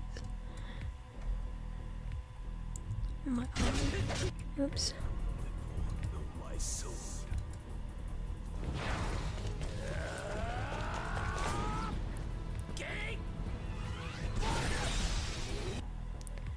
You're so helpful. Gabe Bulga, I guess. Okay, we'll go with that. You're very helpful, thank you. How the hell did you evade my gay Volga? Saber. His voice seemed to rumble up from the ground itself. Oh, she's short. She's so short.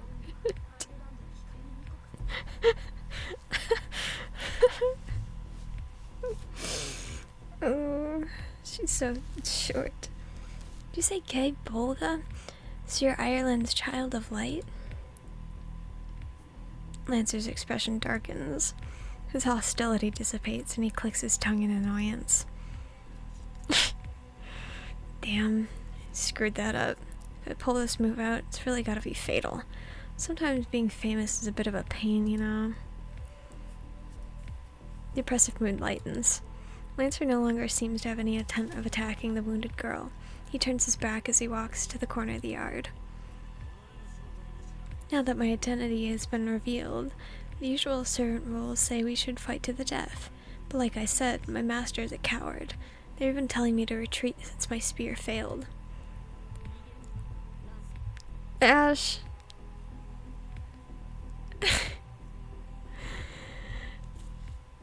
No, hold on.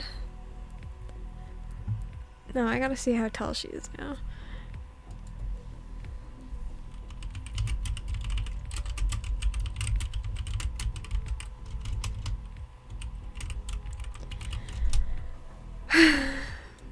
Yeah, she's shorter than me. 5 feet, 0.6 inches, or 154 centimeters. She's short.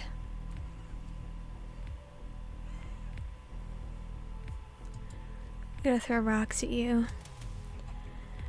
By the way, there will be rocks at your doorstep, at your window. Yeah. Yeah. Bleh. Are you running away, Lancer? Yeah. Fall if you like, Saber. Just know that if you do, I'll kill you. Why is she blushing? She's so cute. He lightly bounces off the ground. It's a wonder how agile he can still be, but Lancer jumps effortlessly over the fence and disappears before anyone can stop him.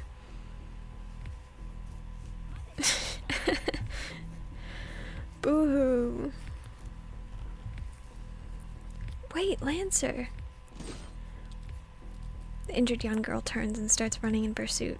You've got to be kidding me. I cross the yard as fast as I can. If I don't stop her, she'll go after and maybe get herself killed. It turns out I don't need to chase after her. She tries to jump over the wall, but the moment she crouches to jump, she doubles over and grabs her chest. Oh. I hurry over to check on her. Well, I'd intended to just approach and call out to her, but that went right out the window the moment I got near her. She's completely unbelievable. The shining silver armor she wears looks extremely heavy. The clothes she's wearing, dated as it is a bright, vivid blue. Never seen anything like it. Don't boo-hoo me. I will, and I did. So, that. No, her clothes are not what really enthralls me. She's absolutely beautiful. Dude. Pull yourself together. Pull yourself together. Oh my god. This guy.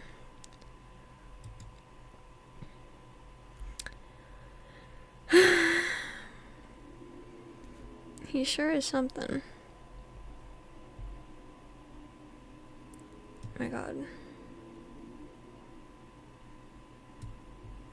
I'm annoying.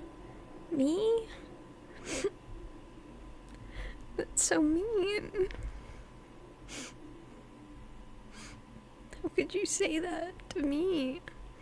What did I do? I didn't even do anything.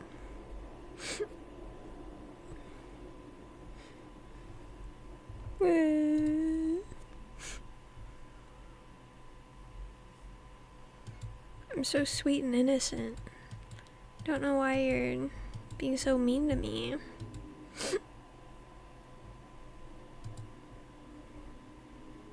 Bleh. Okay.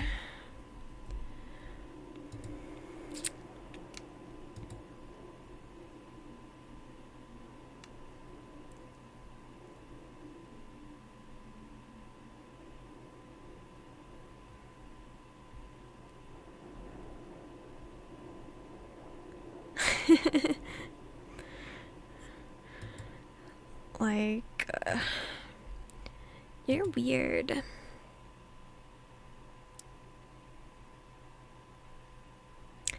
You're weird. Bleh. You're sorry? Are you really? Are you really? Bleh. I don't think you are. I don't think you feel bad at all. Just a guess. I'll try not to throw rocks at you, I promise.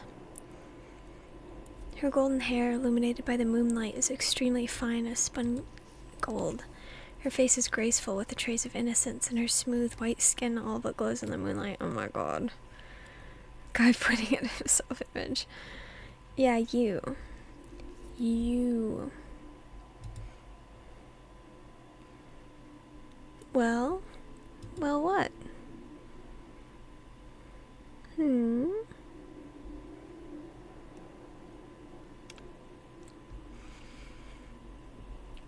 I'm speechless. Her beauty completely takes my breath away. How'd this happen? Seeing a girl wounded in a fight made me absolutely furious. As I stand there gawking, the girl remains silent, her hand clamped over her chest. I managed to quit staring pretty quickly. She lifts her head and lets her hand fall from her chest. Her pain seems to have been eased. She looks directly at me. Never mind what? Come on. Share with the class. We're all curious. I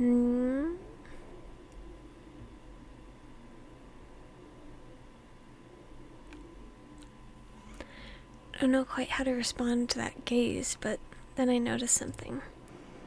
Your wound's gone? The spear missed her heart, but it did pierce her chest, and there's no outward sign of a wound. I've heard there's kind of healing magecraft, but she didn't seem to use anything like that. That must mean she can heal herself, no matter how wounded she is. My mind switched gears. I shouldn't be gawking at her. This girl's unbelievable, and I absolutely should not let my guard down around her until I know who she is and what's going on. I didn't forgot what I was talking about. It's okay, me too. I also forgot. Monkey thinking image. Who the hell are you? Take half a step back as I ask the question. What do you mean? I'm Saber, a servant. You're the one who called me here, so you needn't ask. Saber? A servant? Yes, so please address me as Saber. She says it so casually. There's a touch of content in her tone, but it remains mostly gentle, and hearing her voice makes my head go blank. How it feels. How it feels. What? Why the hell am I getting agitated? I see. That's a weird name. I cover my burning face with a hand and respond stupidly, but I honestly don't know what else to say. Besides, how else would she respond when I asked her what the hell she is? And it'd be rude for me not to respond. I'm Shiro. My name is Shiro Emiya, and I live here. I live here. This is my house. There's something wrong with me. I'm saying the dumbest things. How it feels. Yeah. But, well, she did give me her name, so it's only polite that I give mine. I know I'm confused, but it's still important to remain rational no matter who I'm dealing with. The girl, Saber, just keeps watching me in my confusion. She moves not an inch. Forget all that. It's not what I'm asking, it's that I know very well that you're not a typical master. Huh? Yet you're still my master. As long as we have formed a contract, I will not betray you. You need not be on your guard around me. Crap. I hear her, but I couldn't be more lost. The only thing standing out to me is that she keeps referring to me as Master. You've got it wrong. My name's not Master. He's stupid. He's stupid. Very well, then I'll call you Shiro. Yes, I like that better. The moment she said my name, I thought my face might actually burst into flames. This guy. How it feels. She's so cute. I understand him a little. Maybe.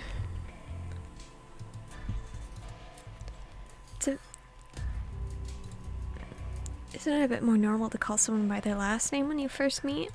You stupid. Wait, why would you choose to address me that? Ouch! A strange sensation tickles through my left hand. It's hot. Did it say tickles or tingle? Tingle, not tickles. Sorry. What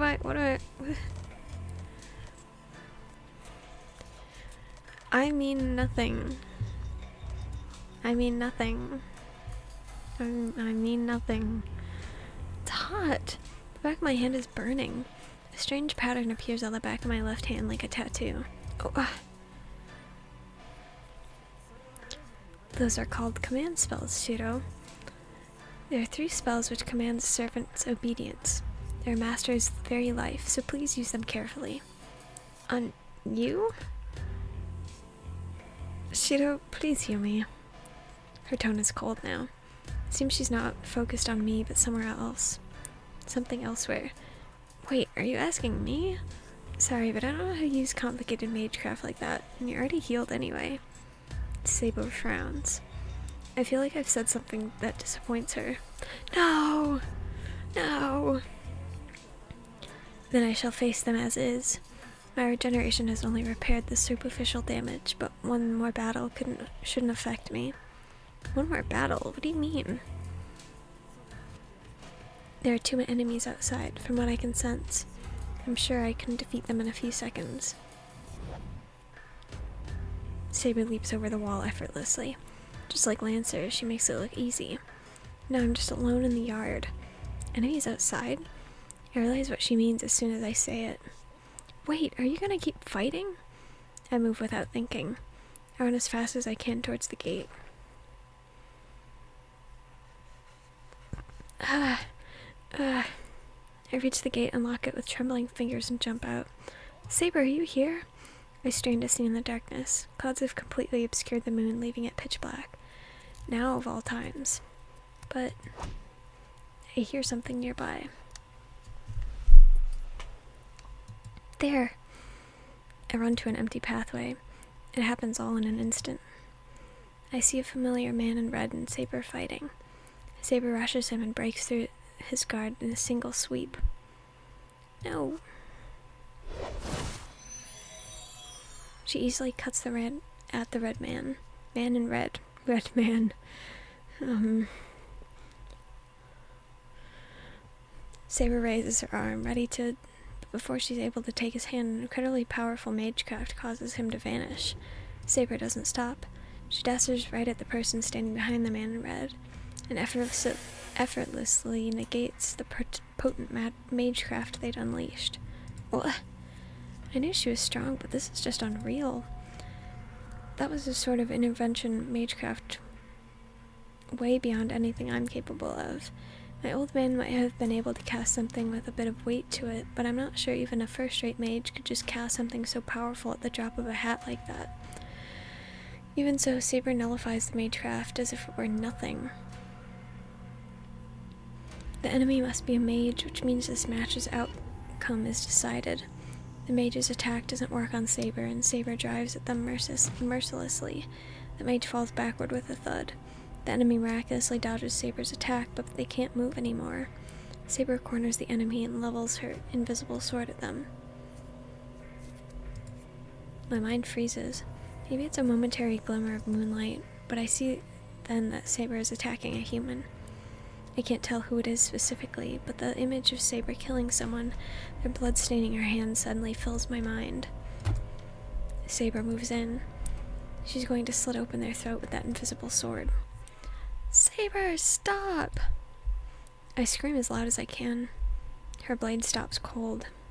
It's probably best for my sanity that I can't see her sword, but the tip of that invisible sword isn't wet with her opponent's blood just yet. Stop! I beg you, Saber. I glare at her as I speak. If I'm going to stop her, I need to prepare myself to give everything I've got to do so. Why are you stopping me, Shiro? She's Archer's master. I must put an end to her here and now. No, Saber has absolutely no intention of stopping. She only stopped because I told her to. She still holds her sword at the ready. Stop fighting! I'm telling you, just wait. You keep calling me master, but I still don't understand what's going on. If you're gonna address me that way, then wouldn't it be right to explain yourself first? Girl, now's not the time. Saber doesn't answer. She just stands there staring at me. We're going about this wrong, Saber. I don't even know who you are, but I'll listen if you tell me, so please don't do this. Saber is silent. She still holds her sword at her opponent and stares at me, her lips downturned in dissatisfaction. What do you mean, don't do this? Is this an expression of your idealistic beliefs that people should not needlessly harm another? Don't needlessly harm another. Well, yeah, it's better to avoid conflict as much as possible, but I'm not so soft-hearted as to feel sorry for someone who's attacking me. So you're saying that nobody should take the life of another, even shouldn't they be an enemy, correct? I will not obey such an order. One's enemies must be defeated. If you still wish to stop me, then use your command spell to order me. Huh? I'm talking about you. A girl shouldn't go swinging swords around, especially if she's already hurt. Oh my god. Oh wait, I don't even know if that's a sword to begin with. Anyway, you shouldn't be doing this. Bruh. That moment, Saber's mouth falls open in stunned silence. Me too. I don't know how much time passes with her just standing there like that. So I'm wondering when Saber here is gonna lower her sword. The person who'd fallen to the ground speaks up out of nowhere. Saber instinctively grips her sword. Give it up. I would never lower my sword in the face of an enemy, even though your master is telling you to. Is that so? I didn't know servants, especially sabers, defied their masters. Saber grits her teeth, but she lowers her sword, loosening her grip a bit. She must have put her sword away or something, because she seems suddenly much less hostile. Okay, so I can stand up now, right? Whoever it was that had been on the ground finally stands. They act brazen as they pat the dirt from their bottom. Read. Wait a minute. You're Tosaka. Yes. Good evening, Emiya. And Tosaka replies with the biggest smile on her face. This is unbelievable. I don't know what to think anymore. The way she greets me so casually makes me question whether everything that happened was even real. Well, so you were the one who cast the magecraft earlier, which makes you a mage. Well, we're pretty much the same, so I guess there's no sense in hiding it anymore. Ugh. Gah. That's such a funny response to that. Hearing her be so blunt about it makes me seem like the idiot here. Anyway, let's talk inside. I bet you have no clue what's going on, right, Emiya? As she says that, she walks towards the entrance of my house. Wait, Tosaka, what the hell are you thinking? At that moment, when Tosaka turns around, her smile changed into something completely different. Don't be silly. I'm thinking about a lot of things, and that's why I'm offering to talk. Emiya, I know you're surprised by all the things that just happened, but sometimes you just have to accept certain things or you'll wind up dead. This, by the way, is one of those times. She glares at me and I can see actual animosity in her eyes. She's so cute. Oh my god. I'm glad you understand. Now, let's get inside. Tosaka walks her through the gate. She seems really pissed. Well, I don't blame her. Just a moment ago, she had a sword pointed at her, and she was about to die. But still, maybe it's my imagination, but I think the Tosaka at school and the one I see right now are completely different people. How it feels. Drinking. This is just weird as hell.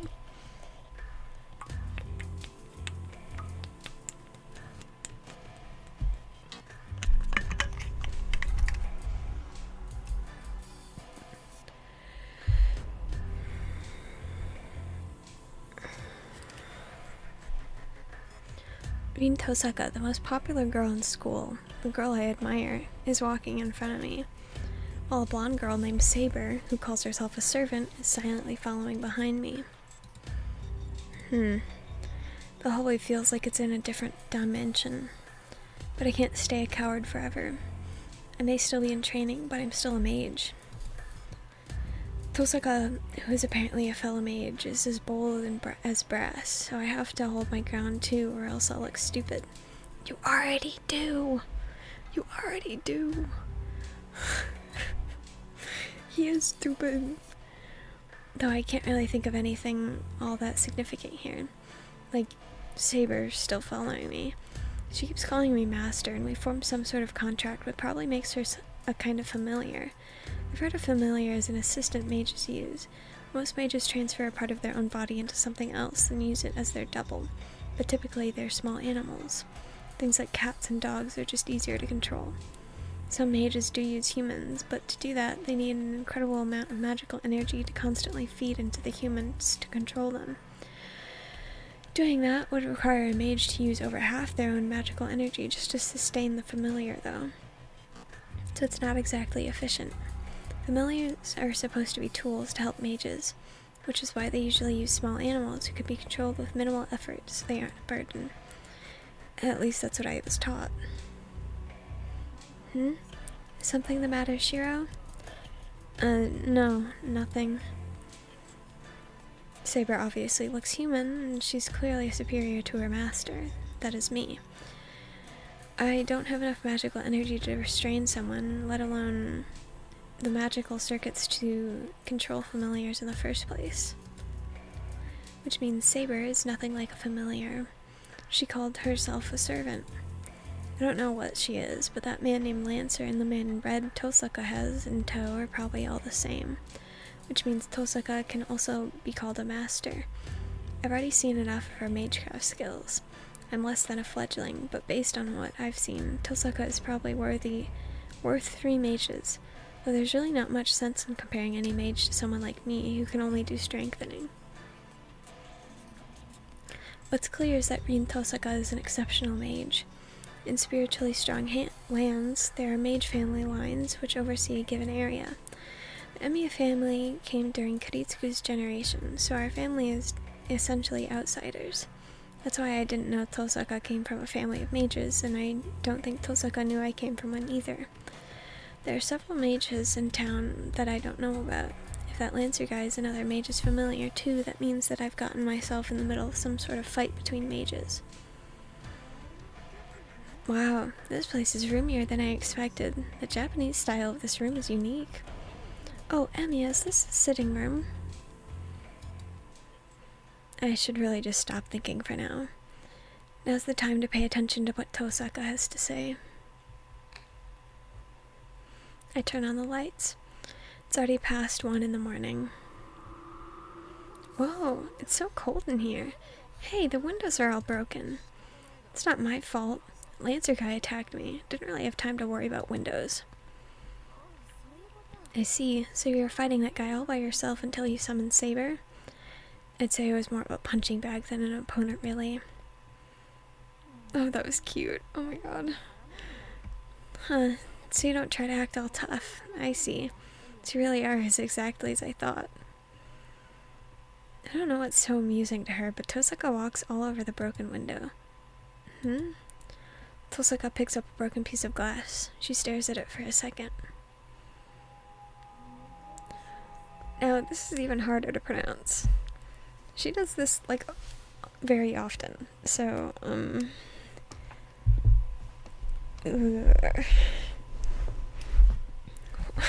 We're just gonna skip over that for now. She cuts her fingertip and lets a single drop of blood fall onto the window. Ugh. What kind of magecraft is that? The shattered window begins to reassemble itself, returning to its original undamaged state in mere seconds. Tosaka, what did you just do? It's a little demonstration. It's not really a fit thank you for saving me back there, but I figured I should at least be gracious. Well, I'm sure you would have fixed it without my help, since doing it this way is just a waste of magical energy. I know you could have just replaced the windows, but I'd rather not talk in the cold. She says all this like it's a normal thing. Her skills are just beyond my comprehension. That's amazing, Tosaka. I can't do anything like that, so I appreciate you fixing it. She's so cute. Oh my god. What? You can't do this. No, that can't be right. Handling glass is one of the most basic skills. Fixing broken glass is like an entrance exam for any school. Is it now? I only know what my old man taught me, so I don't really know what you'd consider the basics. Huh? Tosaka stops abruptly. Crap, sounds like I said something I shouldn't have. Wait a minute. Are you telling me you're not even a full-fledged mage with his own workshop to manage? Huh? I don't have a workshop. Well, actually, I have the shed I use for training, but I think calling that a workshop would just make Tosaka angrier. Wait, don't tell me. Do you not know how to handle the 5 great elements or make a magical path? I just nod. Oh, that's terrifying. Beautiful as she is, she gets intense when she goes quiet. So you're what, a complete amateur? Not exactly, no. I can at least do some strengthening magecraft. Strengthening? Kinda useless skill if you ask me. So you just don't know anything else? Tosaka just stares at me. Honestly, probably not. Her stare is so intense I can't help but be vague in my answer. I just don't get how the likes of him would then wound up summoning Saber. She sighs, disappointed. I don't care much for that. It's not like I've been playing around here. Sure, I'm not a full-fledged mage, but that's not the issue here.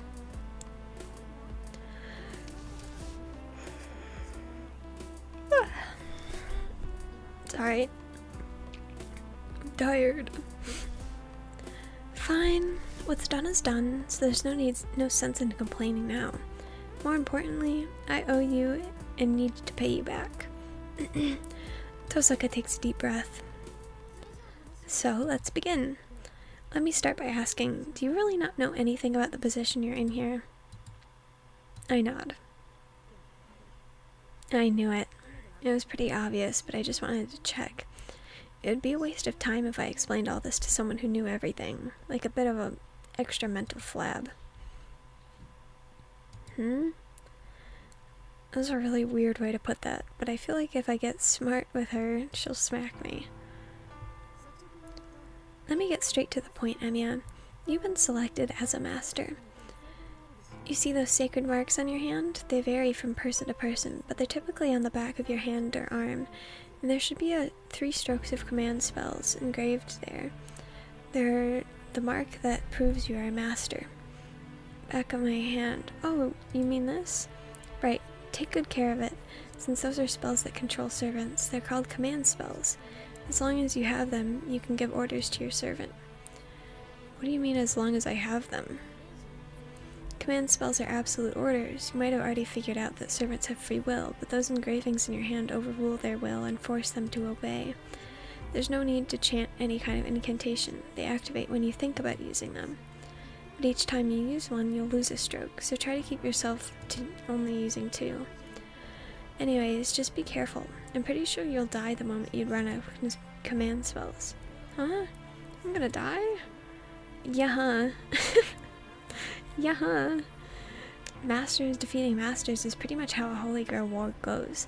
And the master who defeats the other 6 is rewarded with the Holy Grail. What? Hold on a second. I don't understand what the hell Tosaka's saying. Masters defeating masters and then granted the Holy Grail and and is the Holy Grail the Holy Grail? Still don't get it. Look, you've basically been dragged into a game. It's called the Holy Grail War, and it's a battle between 7 masters. It's a fight between mages that won't end until only one master remains. Tosaka talks about this like it's the most normal thing in the world. Everything she says swirls around in my head. I was chosen as a master. Tosaka claims to be a master. Familiars called servants, and the Holy Grail War, a battle to the death between 7 mages. Okay, wait, what the hell are you talking about? I understand your confusion, but I'm only telling you the truth here. And I'm sure you understand deep down that you're in no position to run away from all this, since you've nearly been killed by a servant not once, but twice. True, that Lancer guy did nearly kill me. Oh right, you weren't almost killed, you were killed. I'm impressed you managed to come back from that. Tosaka's comment is the final nail in the coffin. She's absolutely right. That guy killed me. I died. There's no chance for me to talk him out of it, nor convince him otherwise, and I was only there to die. That's why I need water. My throat.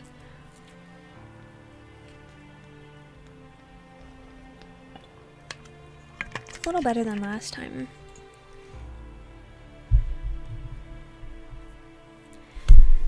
Oops. I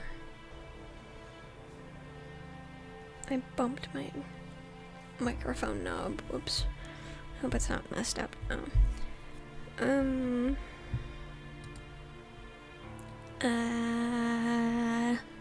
Okay. It's fine. Hang in there, thank you. I don't know. I'll see how long I can go. I'll probably try and get through this exposition, because it's a lot of explaining. Me backing out of this incomprehensible deathmatch doesn't mean the others will do the same. Get it? Okay, I'm gonna tell you a bit more. I don't know why there's a Holy Grail War in the first place, but what I do know is that every few decades, 7 masters are selected, and they are given servants. I'm getting used to it. I'm getting used to it. Yay! I'm a professional. Mic still sounds fine. Thank you. Glad. Also, one of the chosen servants, one of the chosen masters. That's why I've formed a contract with the servant, and you've formed one with Saber. Think of a servant as a familiar given to you by the Holy Grail to use to win the Holy Grail War. And as masters, we need to work with our servants to get rid of the other masters. Tosaka explains things matter-of-factly, but it feels totally unreal to me. But one thing she mentioned raises a question. Wait, you say Saber is a familiar, but I don't think she is. Familiars are usually cats or birds. Sure, there are some folks who use ghosts, but Saber is a physical body, plus she doesn't look like a familiar to me. I glance over at Saber. She's been quiet the whole time.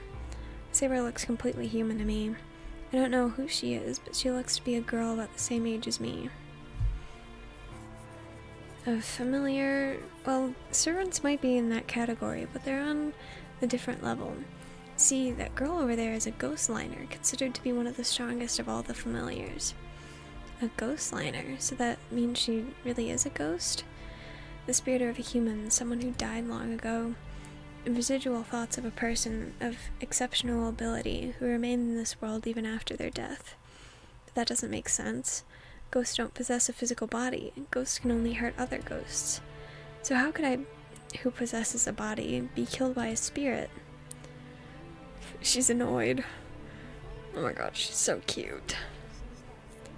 A ghost... well, they are similar, but Saber will kill you if you keep thinking like that. Servants are incarnated heroes of the past. So they're a kind of spirit well beyond humans. Huh? Incarnated heroes of the past? That's right. Whether they're from history or the modern world, these spirits of dead, legendary heroes are summoned and materialized here. Well, the role of the Master is just to summon them, and the Holy Grail is what helps them the materialization. There's no way a mere mage could give spirits form, so we need to rely on a powerful artifact. Wait a minute, are you saying hero from the past is... what? I look at Saber. She's just sitting there. She looks so out of place, oh my god. So she's a hero of the past too?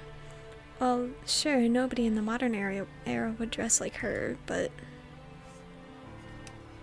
that's impossible. I've never heard of magecraft like that. Of course not. This is magecraft. Just think of this as a phenomenon brought by the Holy Grail. Otherwise, there's no way a soul could be able to reincarnate, recreate, and actualize.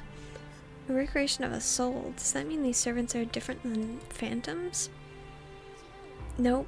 Once something, whether that be humans, an animal, or even machinery, achieves something great, they are removed from the cycle of reincarnation and sublimated into something with a higher rank.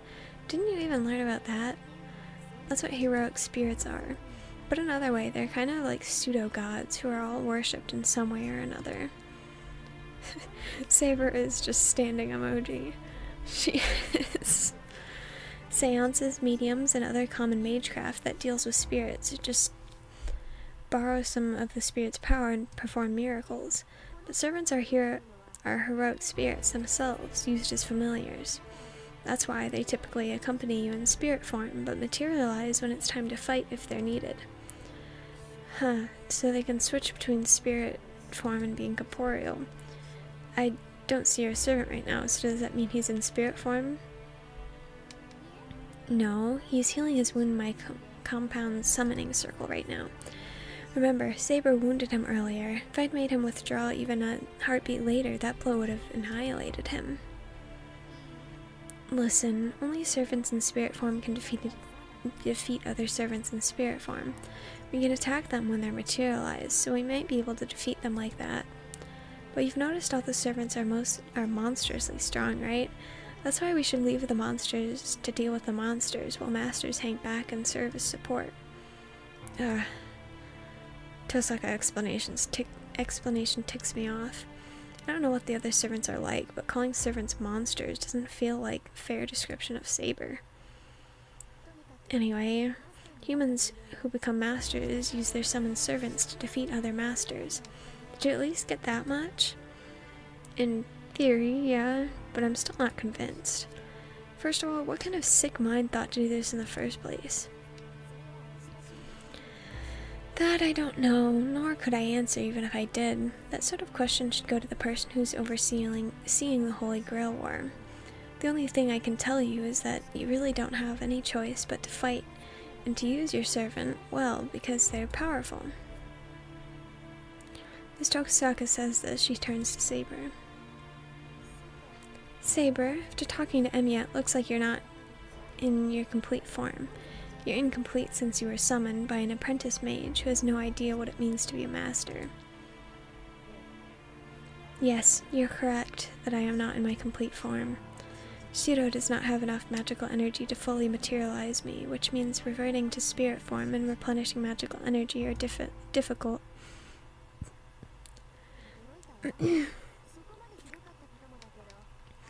I'm surprised. Your situation's worse than I expected. I didn't think you'd be so honest with me about it.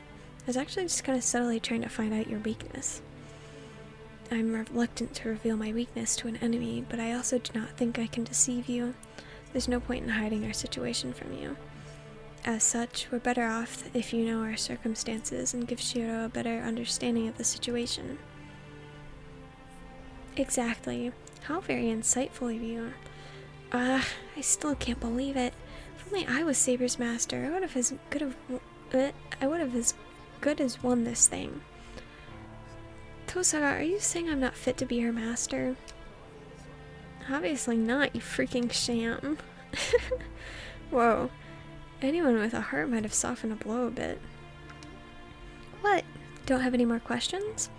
She doesn't realize how hurtful her words are. My image of her as the perfect honor student at school slowly crumbles.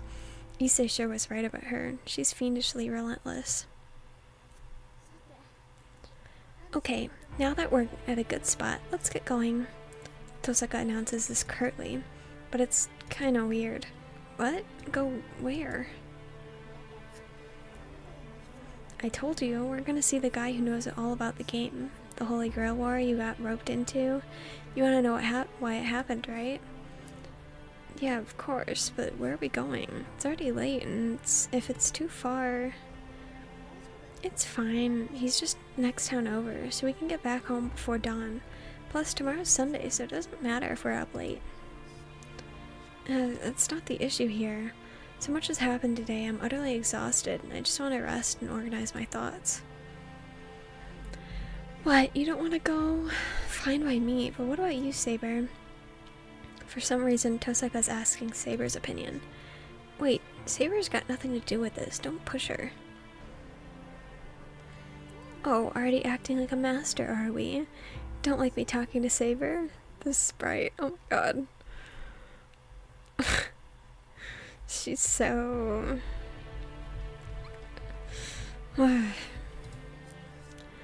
That's not it.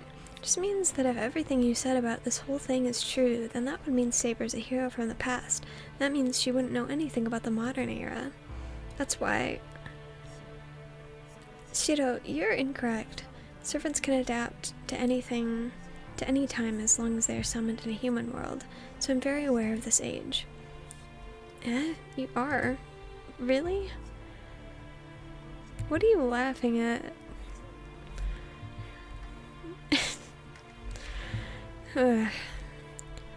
Of course, this is not the first time I've been summoned to this age.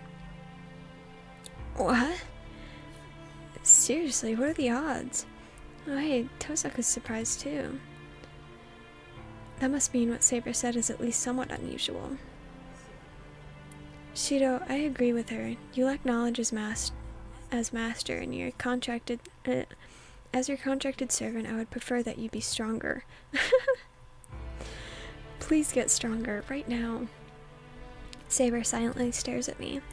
The look on her face tells me she's saying this for my sake, not for her own safety. Fine, guess I have to go, don't I? Her expression... I love her. So where's this place, Tosaka? We can still get back here from there, right? Of course we can. Our destination is Kotomine Church, just in the next town. That's where the sham priest, the one who oversees this whole battle, lives. Get stronger now! Tosaka flashes a mischievous grin. It's the look of someone who's enjoying teasing me as I have no clue what's going on. At least that's what I think. I'm starting to believe Tosaka has a real nasty side. Kia.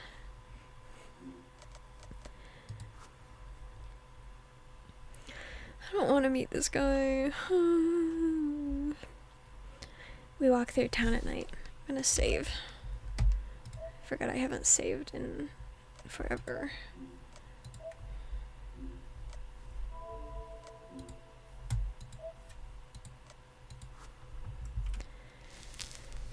We walk through town at night. It's 1 in the morning and there's nobody out at this hour. The houses are dark and the sleepy town is cast only in the streetlight's pale glow.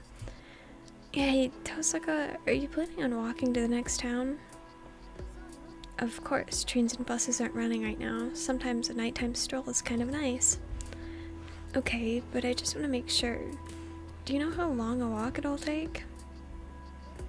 About an hour, right? If it gets too late, we can just grab a taxi on our way back. I don't have that kind of money. My point is more about whether it's safe for a girl to walk around at this hour. You know, it's been more dangerous recently. I don't want to be responsible if something happens to you. Don't worry, nobody's gonna mess with us. You might have forgotten, but Saber here is really strong. Oh, now that she mentions it, if anyone picks a fight with Saber, they're dead for sure. This raincoat. Oh my god. Dean, what did Shiro mean by what he said earlier? I did not quite understand. He really misunderstood the situation. Also, he's an idiot.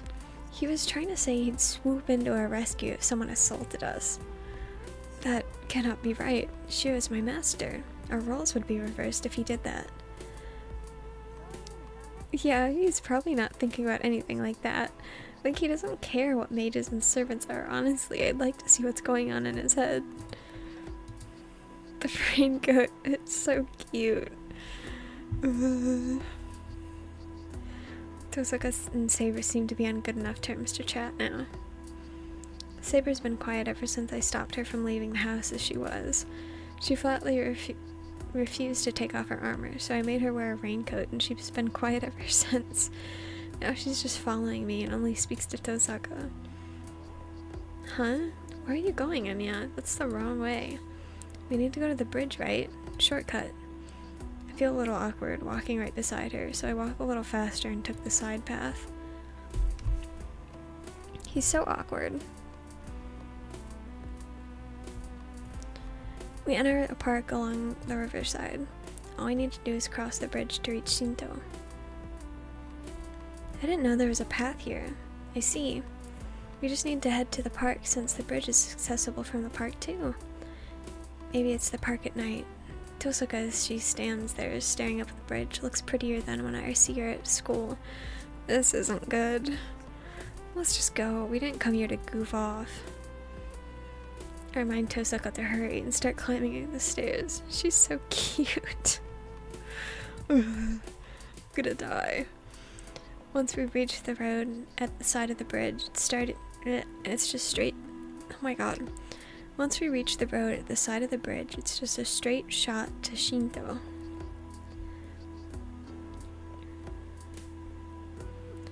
There's nobody on the bridge. Not surprising, since the bridge isn't exactly busy even during the day. People tend to take the bus or train to get to the next town, so the pedestrian bridge doesn't see much use. It's a pretty good distance, and the bridge itself seems a little unsteady, so people might worry it could collapse any time. Probably why this isn't a very popular spot for dates, even though the location and ambiance are perfect. Ambience. What's in your head, Shiro? Stop thinking about such stupid crap. Saber follows silently while Reen walks beside me. I hurry across the bridge as fast as I can and try not to think too much about the two girls with me. He's such a loser. Oh my god. Once we cross the bridge, Tosuka leads us to the suburbs.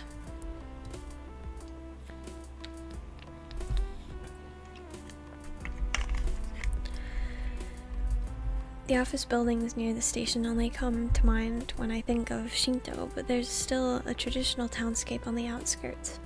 The suburbs are especially prominent in that sense. There are gentle slopes and hills that look over, and a hill that looks over the ocean. The further up the hill you go, the fewer buildings there are, and there's even a foreigner cemetery built along the hillside. Loser alert! Shiro's coming. Loser on the way. He's so ridiculous. Like, yes, they're cute girls. Yes, I would also be freaking out.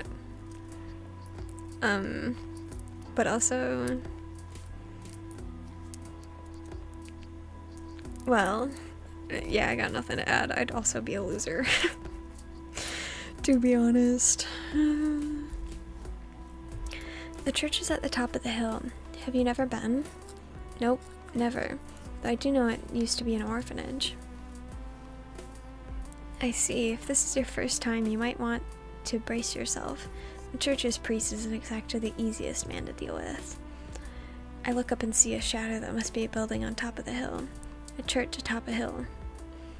How many times can we say hill? I never imagined a circumstance like this is what would bring me to God's house. Hashtag TBH. You get me. Whoa, this is amazing. The church is magnificent. The whole hilltop seems to be a church ground, and I'm greeted by a huge open space at the moment we reach the top of the hill. The church at the other side of the vast open space isn't all that big, but it seems to loom over everything, intimidating any visitors. Shiro, I will stay behind. Huh? Why? We came all this way. I can't just leave you here. My purpose was not to visit the church, but to protect you along the way. If your destination is the church, then you will not stray far from it, so I will wait for you to return. Saber is frank in her response. Her name's not Frank. What the heck? I can't see her budging at this point, so I decide to respect her decision. Alright, then I'll be back. Yes, do not let your guard down, no matter who you are dealing with, Master.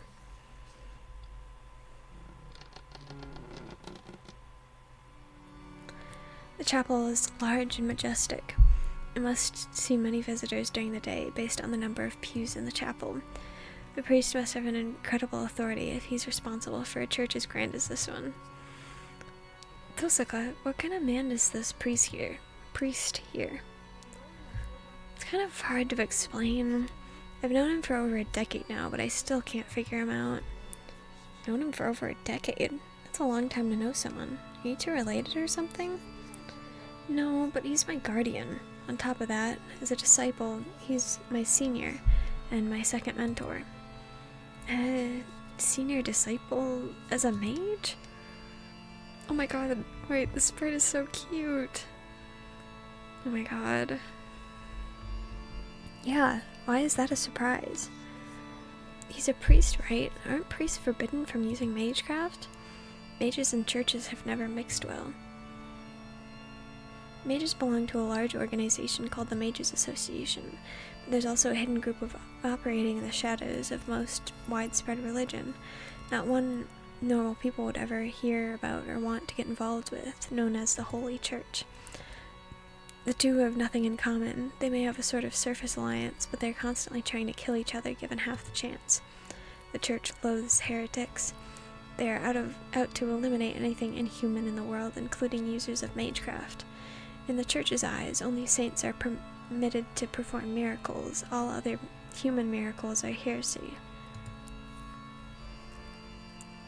There are no exceptions, even for those within the church.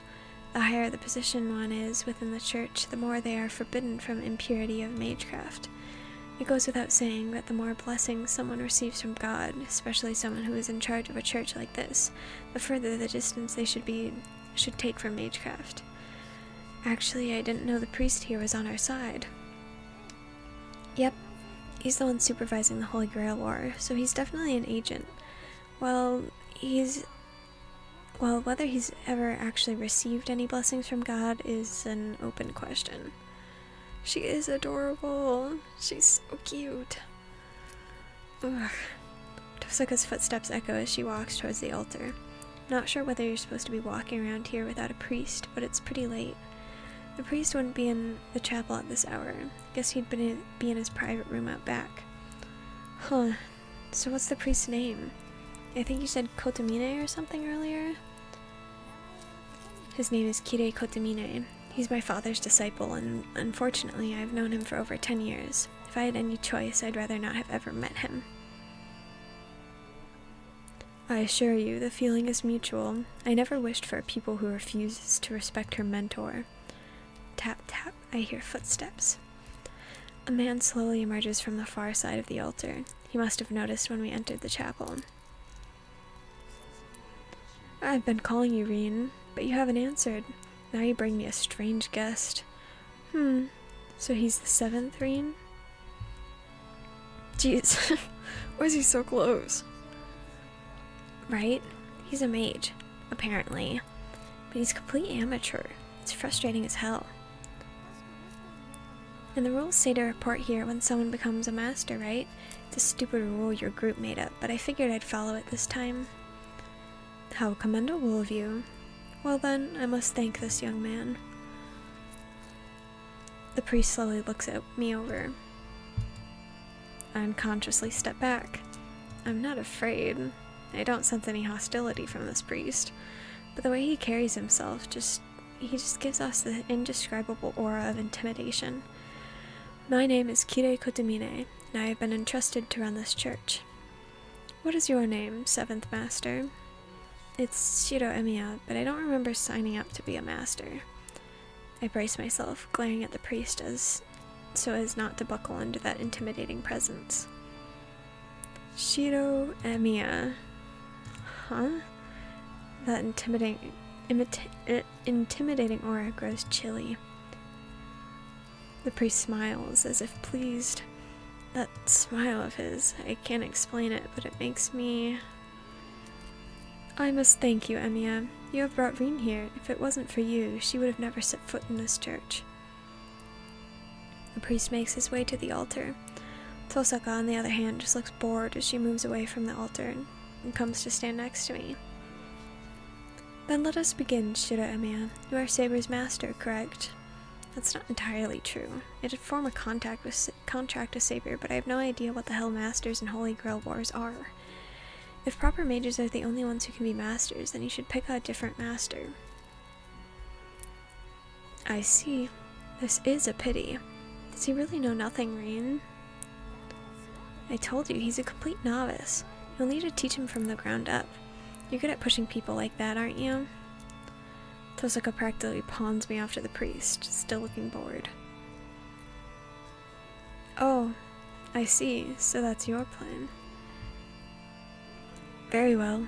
This is the first time you have depended on me for anything. It seems I cannot thank Shiro Emiya enough for bringing me this opportunity. The more I hear them talk, the more uneasy I get. First, let me address some of your misconceptions. Listen to me, Shiro Emiya. The role of a master isn't something you can simply pass on to someone else, nor is it something that after you have been chosen, you can simply quit. Once command spells are engraved on one's hand, there is no means by which they can resign from being a master, regardless of who they may be. I can't quit? Why not? Command spells are sacred marks. They're a trial placed upon masters. You can't simply forfeit because it's inconvenient. You will not be released from its pain unless the Holy Grail is obtained. If you want to resign from being a master, the only thing you can do is obtain the Holy Grail and have your wish granted. Do this and everything can go back to normal for you, Shiro Emiya. Anything you desire, even ridding yourself of the impure mud within you, is possible. Why, even starting over is entirely possible. And so you should desire it. Should the time come, you will be grateful for your luck in being chosen as a master. If you wish to be rid of those unseen burn scars you have, you simply have to accept that sacred mark. Well, what? I feel faint. The priest's words don't make any sense. The more I listen, the more I'm confused. Yet his words permeate in my mind, staining me like blood. Kirei, don't be so obtuse. I just asked you to explain the rules to him. I never asked you to open up old wounds. Her voice interrupts the priest's words. Tosaka? And my confused mind snaps back. I believed nothing else would sink in for someone like him, so I thought I could at least break down his morality while he was still confused. Well, I suppose kindness isn't always entirely for the benefit of the recipient. I must admit, I did enjoy that quite a lot. Break. What? Does helping him do you any good? Of course. Helping people means saving yourself in the end. I suppose there's not much sense in me lecturing about that, though. Let me return to the matter at hand, Shiro Emiya. You find yourself involved in what is known as the Holy Grail War. It's a battle waged using 7 servants, commanded by 7 masters. Albrun would have at least told you that. Yeah, she did. She told me about the whole ridiculous thing and where 7 masters participate in a battle to the death. Correct, but we are not indulging in such cruelty for entertainment. It's a ritual to determine who is worthy of obtaining the Holy Grail. For such a powerful item as that, rigorous trials must be conducted to determine who should possess it. The hell with trials. I bet this priest doesn't think of the Holy Grail War as a trial at all. Wait, you keep saying Holy Grail. What even is that? You don't mean the actual Holy Grail, right? The Holy Grail, goblet said to have received the blood of a saint. It's considered to be one of the greatest sacred relics of all time, and it is said to perform a variety of miracles. One of the most widely held beliefs is that whoever holds the Holy Grail can possess the entire world. That seems kind of unlikely, since the Holy Grail itself probably doesn't even exist. Stories of a Holy Grail that can grant any wish appear in numerous myths and legends around the world. But that's about it. A mythical power that none claim has ever actually existed or been replicated. That is the Holy Grail. So what is it, Kirei Kotomine? Is the Holy Grail you speak of the real Holy Grail? Of course it is. The Holy Grail that appears in this town is real. If you want proof, the appearance of the servants themselves is a miracle, isn't it? Summoning heroic spirits from the past and utilizing them. It's a miracle close enough to the resurrection of the dead, that it could be considered magic.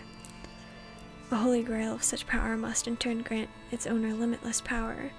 When considering the truth of how powerful it is, its authenticity hardly matters. So what he's saying is that as long as the object possesses power that surpasses the real thing, it doesn't matter whether it's real or fake.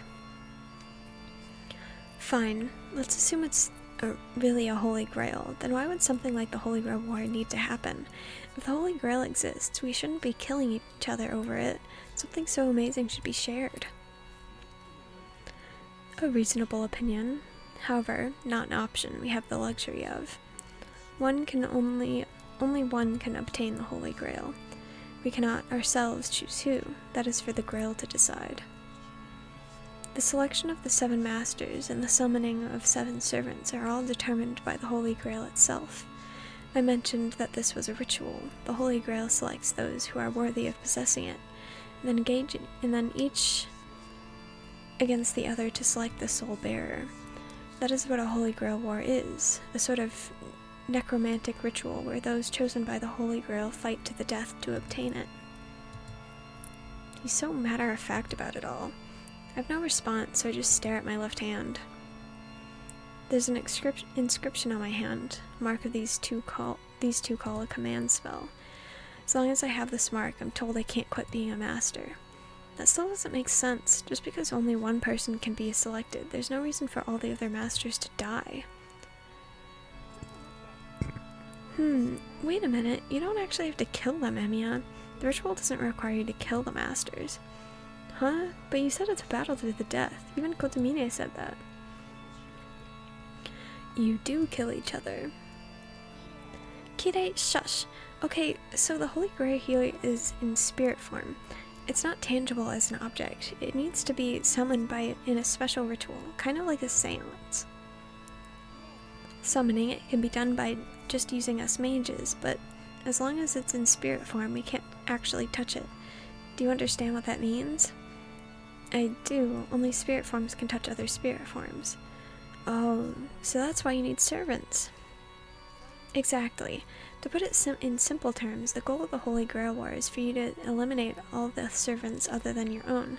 There's no rule that you have to kill the masters. Why didn't they tell me that earlier? Honestly, Tosaka and that priest are both pretty wicked. But that's a relief. It means Tosaka won't have to die, and even if I do join the Holy Grail War... I suppose that is one way to look about it. But let me ask you, Shiro Emiya, do you think you can beat your own servant? Defeat Saber? Of course not. Besides, magecraft is useless against her, and she's insanely strong with her sword. Then one more question for you, though it may be a trifling one. Do you think yourself superior to your servant? What? Why the hell is he asking this? I can't beat Saber, so there's no way I'm better than her. The answer to both those questions is that I'm weaker than my servant. Oh. Now you get it. The servants have enough trouble defeating other servants, so what could you do? It's simple, really. A servant cannot exist without their master, no matter how powerful the servant. They will disappear once the master is killed, which means... Now I get it. Nobody would make things harder for themselves. If someone wanted to make sure they won, killing the master would be the much easier path. Yeah, I get it now. It's easier to defeat the masters than the servant. Let me ask you this then. If the servant is defeated first, is the master no longer a master? If servants are the only ones who can touch the Holy Grail, then a master who lost their servant becomes obsolete, right? No. As long as the command spell remains, they still have the right to remain a master. Master is simply a mage who can make a contract with a servant. As long as they have a command spell, they can form contracts with as many servants as they want. A servant who loses their master does not disappear immediately. They can remain in this world until they run out of magical energy. Servants who lose their masters and masters who lose their servants can forge a new contract together and return to the battle, which is why masters seek to kill other masters. Allowing others to live may pose a greater risk later on. Then what if you use up your command spells? That means you can't form another contract with another servant, and the servant who gets freed will pair up with another master? Wait, that's... You're correct. If you use up all your command spells, you'll be freed from your duties as master. Although it's hard to believe any mage would waste their command spells, since each can perform extremely powerful magecraft. And were there to be such a master, they would be a fool as well as a coward. The priest laughs, as if he can see right through me. This is starting to get to me. The priest's tone is provoking. Do you understand now? Then here endeth the lesson. Now let us return to where we began, Shiro Emiya. This is so confusing, like you don't know image. It's okay. I think it makes more sense later. You mentioned that you had no intention of becoming a master. Do you still feel that way? If you want to forfeit your position as a master, that is fine too. As you've just pointed out, you can use up your command spells to terminate your contract with Saber. Should you do so, I will guarantee your safety until the Holy Grail War ends. What? Hold on a minute. Why the hell would you need to guarantee my safety? I can protect myself. I honestly do not have the time to look after you, but those are the rules. I've been assigned to oversee the repeating Holy Grail War. Thus, I must ensure the sacrifices made during the Holy Grail War be kept to a minimum. Protecting the safety of mages who are no longer masters is one of my most important responsibilities as the Overseer. Did you say repeating Holy Grail War? Hold on a minute. It repeats? Does that mean a battle like this has happened before? What the hell do you mean? Are you saying this isn't the first Holy Grail War? Of course not. Do you think an Overseer would have been dispatched were this the first time? This church is a special agency responsible for collecting relics. Our organization's original goal is to investigate and recover the true cross, but here our duty is to assess the Holy Grail. Our job is to investigate the 726th Holy Grail that was detected in the Far East and recover it. If it is indeed real, and if it is not real, we will repudiate it. 726? Are there really that many Holy Grails? Who knows? At the very least, it means there are many objects thought to be Holy Grails. And one of those is the Holy Grail observed in this town, which triggered a Holy Grail War.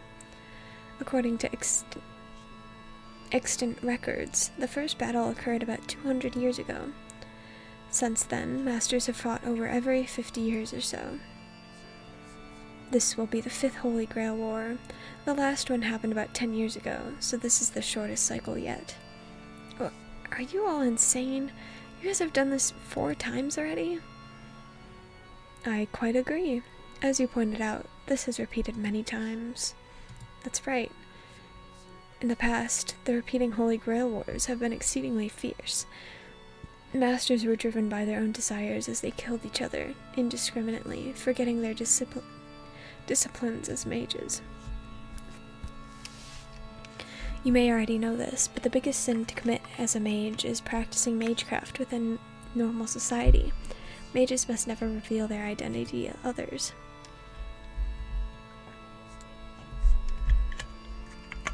But the masters of the past broke that law. The Mages Association finally dispatched an overseer to crack down on masters like them, but that system was only put in place by the time of the Third Holy Grail War. That first overseer was my father. Does that make sense now, my boy? Yeah, I get that an overseer is needed, but based on what you just said, this Holy Grail War is fundamentally a bad thing, right? Oh? In what way is it fundamentally bad? The previous masters willingly broke the laws of mages, right? Then let's say the Holy Grail is real. What if whoever survives and wins is selfish and uses the Holy Grail for their own selfish purposes? Wouldn't it be pretty bad if the Holy Grail went to someone who has no problem killing people?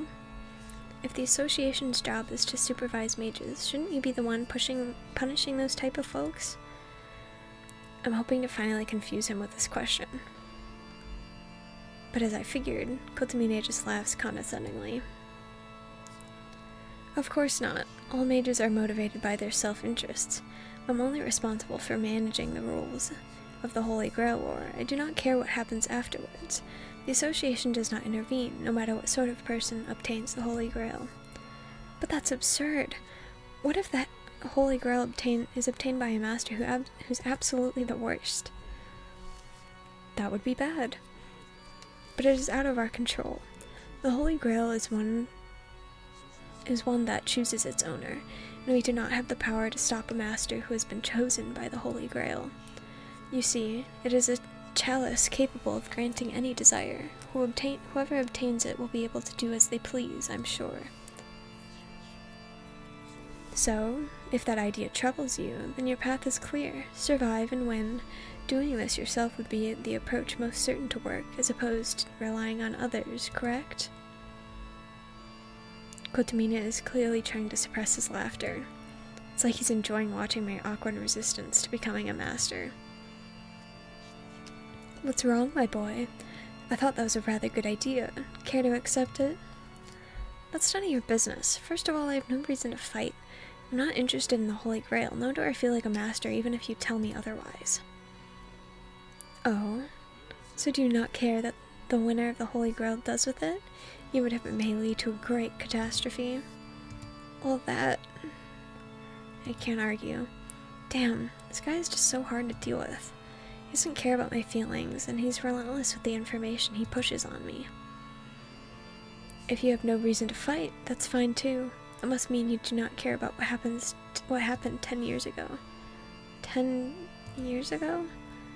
That's right. Towards the end of the previous Holy Grail War, an unworthy master touched the Holy Grail. I do not know what that master desired. All I know is that the disaster that followed.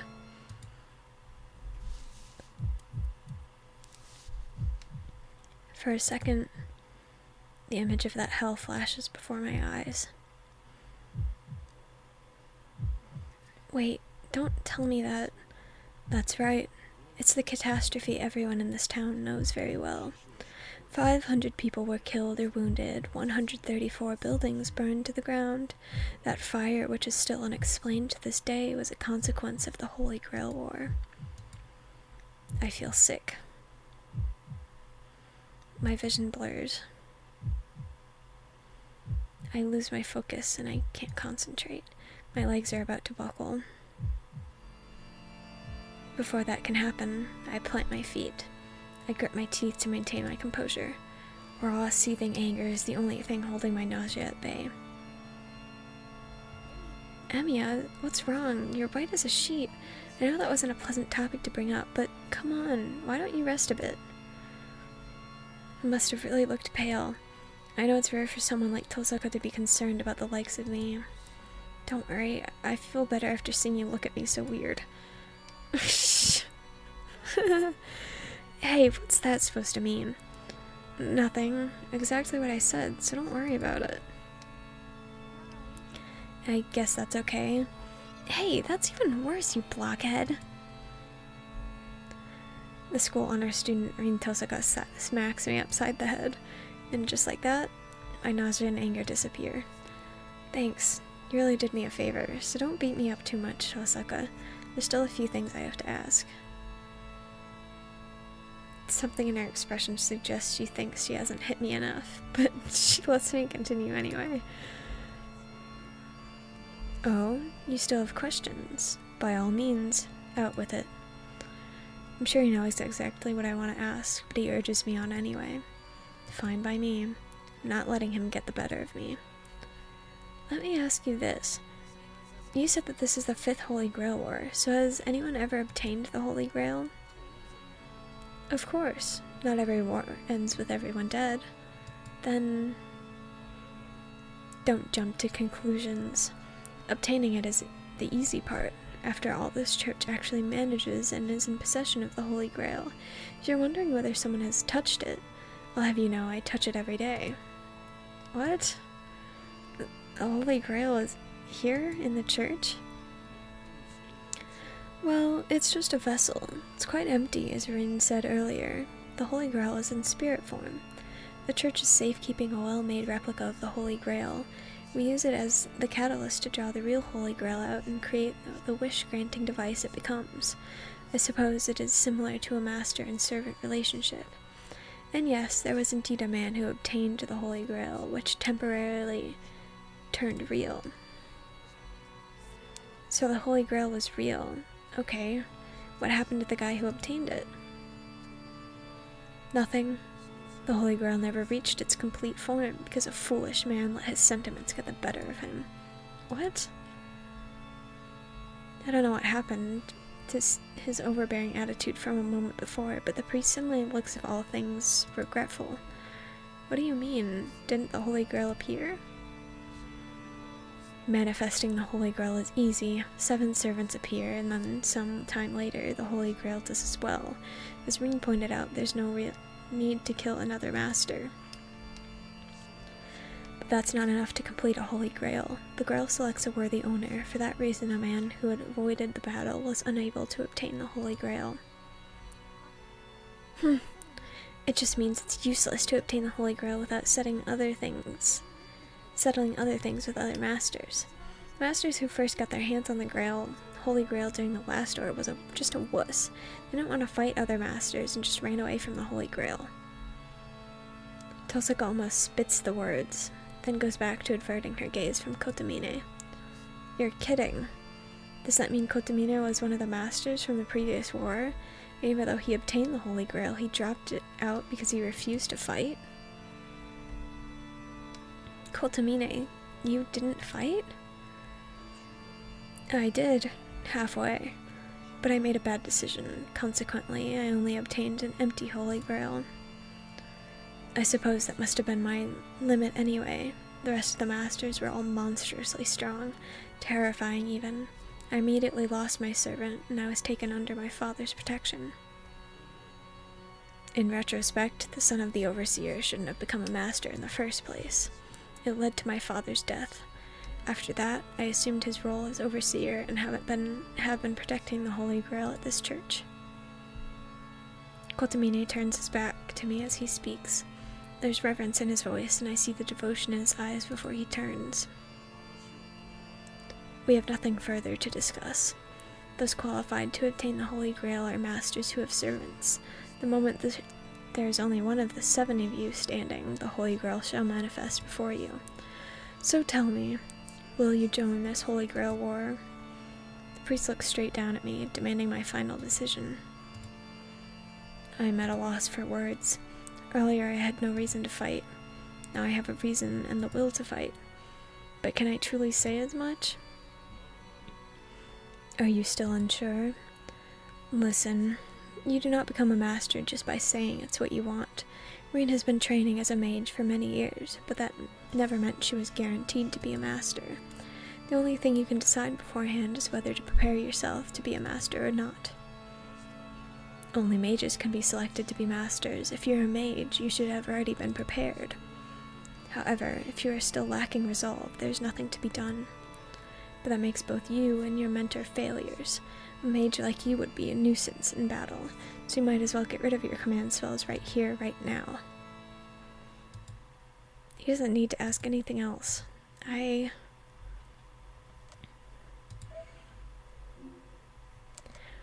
We fight. I'm not going to run away. To be honest, all this Holy Grail war and master stuff doesn't really feel real to me. But if my only choices are to fight or run, I'll never run away. Even the priest told me that I should be prepared if I'm a mage. That's why I need to decide. Shudo Emiya is a mage, even if not a full-fledged one. I've always admired Kiritsugu Emiya, and I decided to follow in his footsteps to be a champion of justice. So I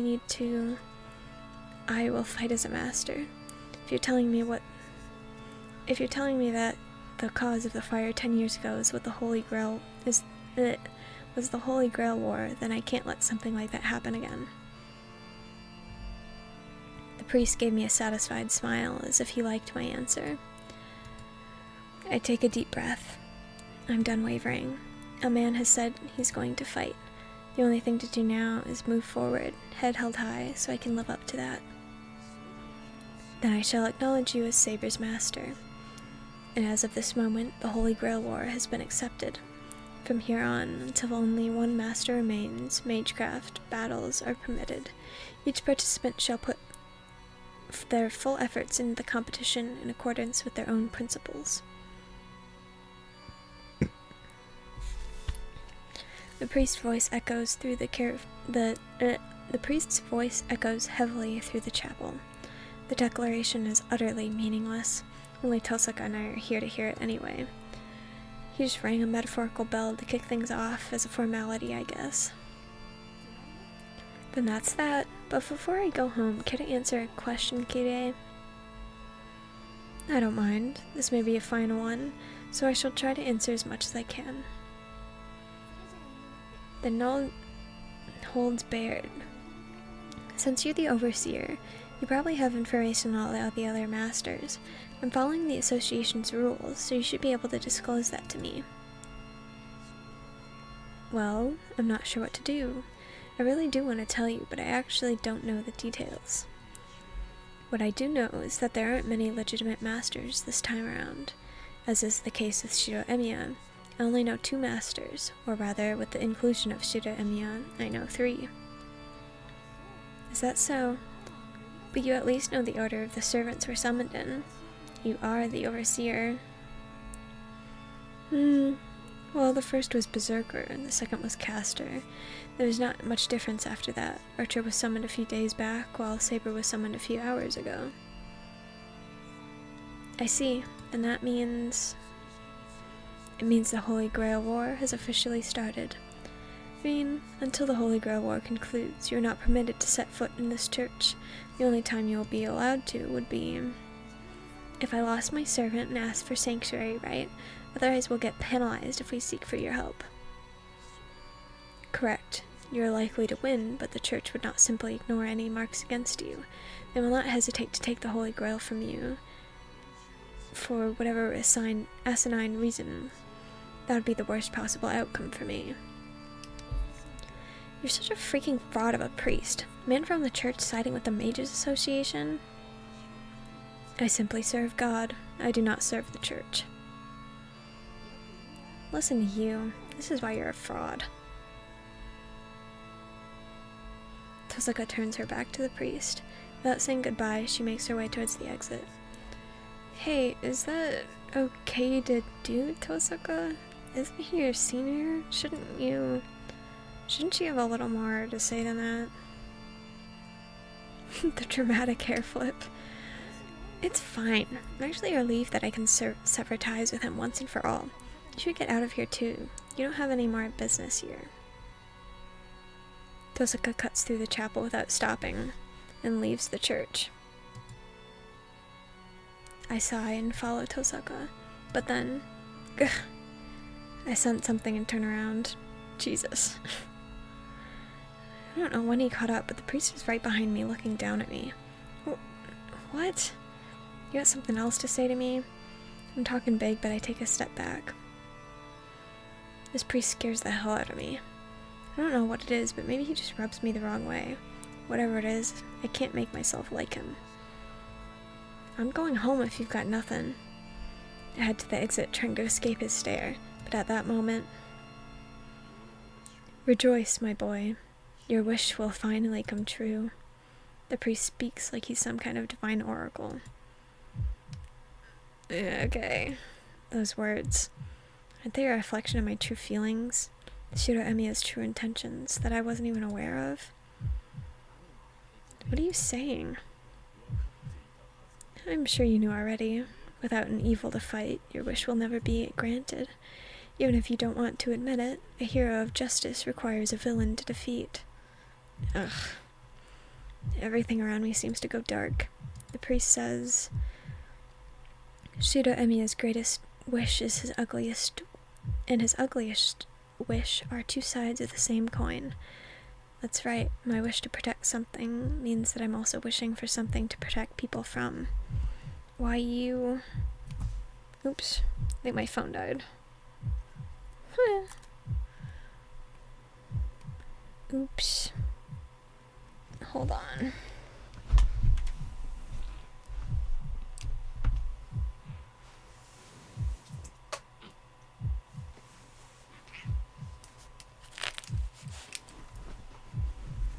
PNG Sycloid. Oh, it didn't stop at a bad pose, so we're fine.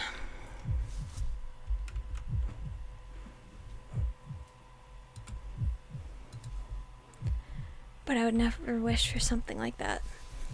I don't even remember desiring that. A wish so unstable just means that what I'm aspiring to is contradictory, yet the priest brings it up, as if to say, good thing you have an enemy now. You needn't sugarcoat it. Your conflict is only natural for a human being. PNG tuber era. I try to shake off the priest's word and head outside. Farewell, Shiro Emiya. This will be my final warning. Be careful on your way home. The world as you know it is about to change. You will kill or be killed, for you are a master now.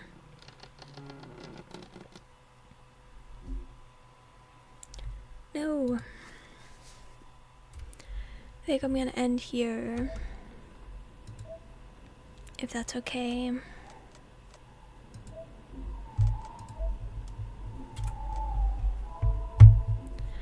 Yippee! We got through the exposition. I can switch my screens. Even though it's just PNG tuber.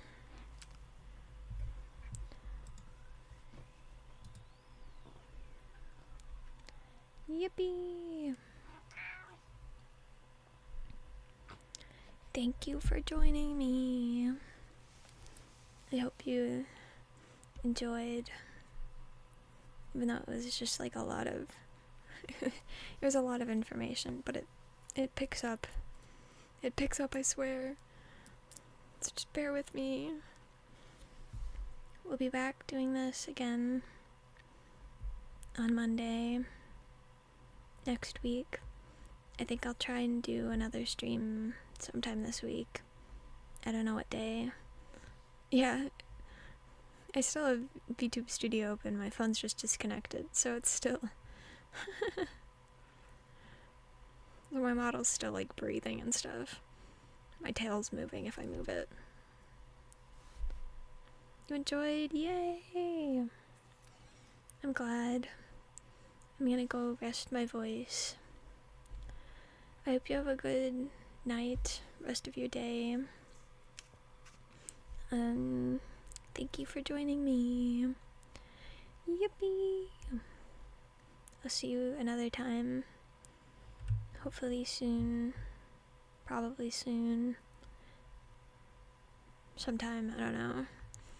I gotta get more consistent with my streams rather than just like once a week. But thank you. Bye bye. Bye bye. Thank you. Bleh. I think my throat hurts a little less than last time, so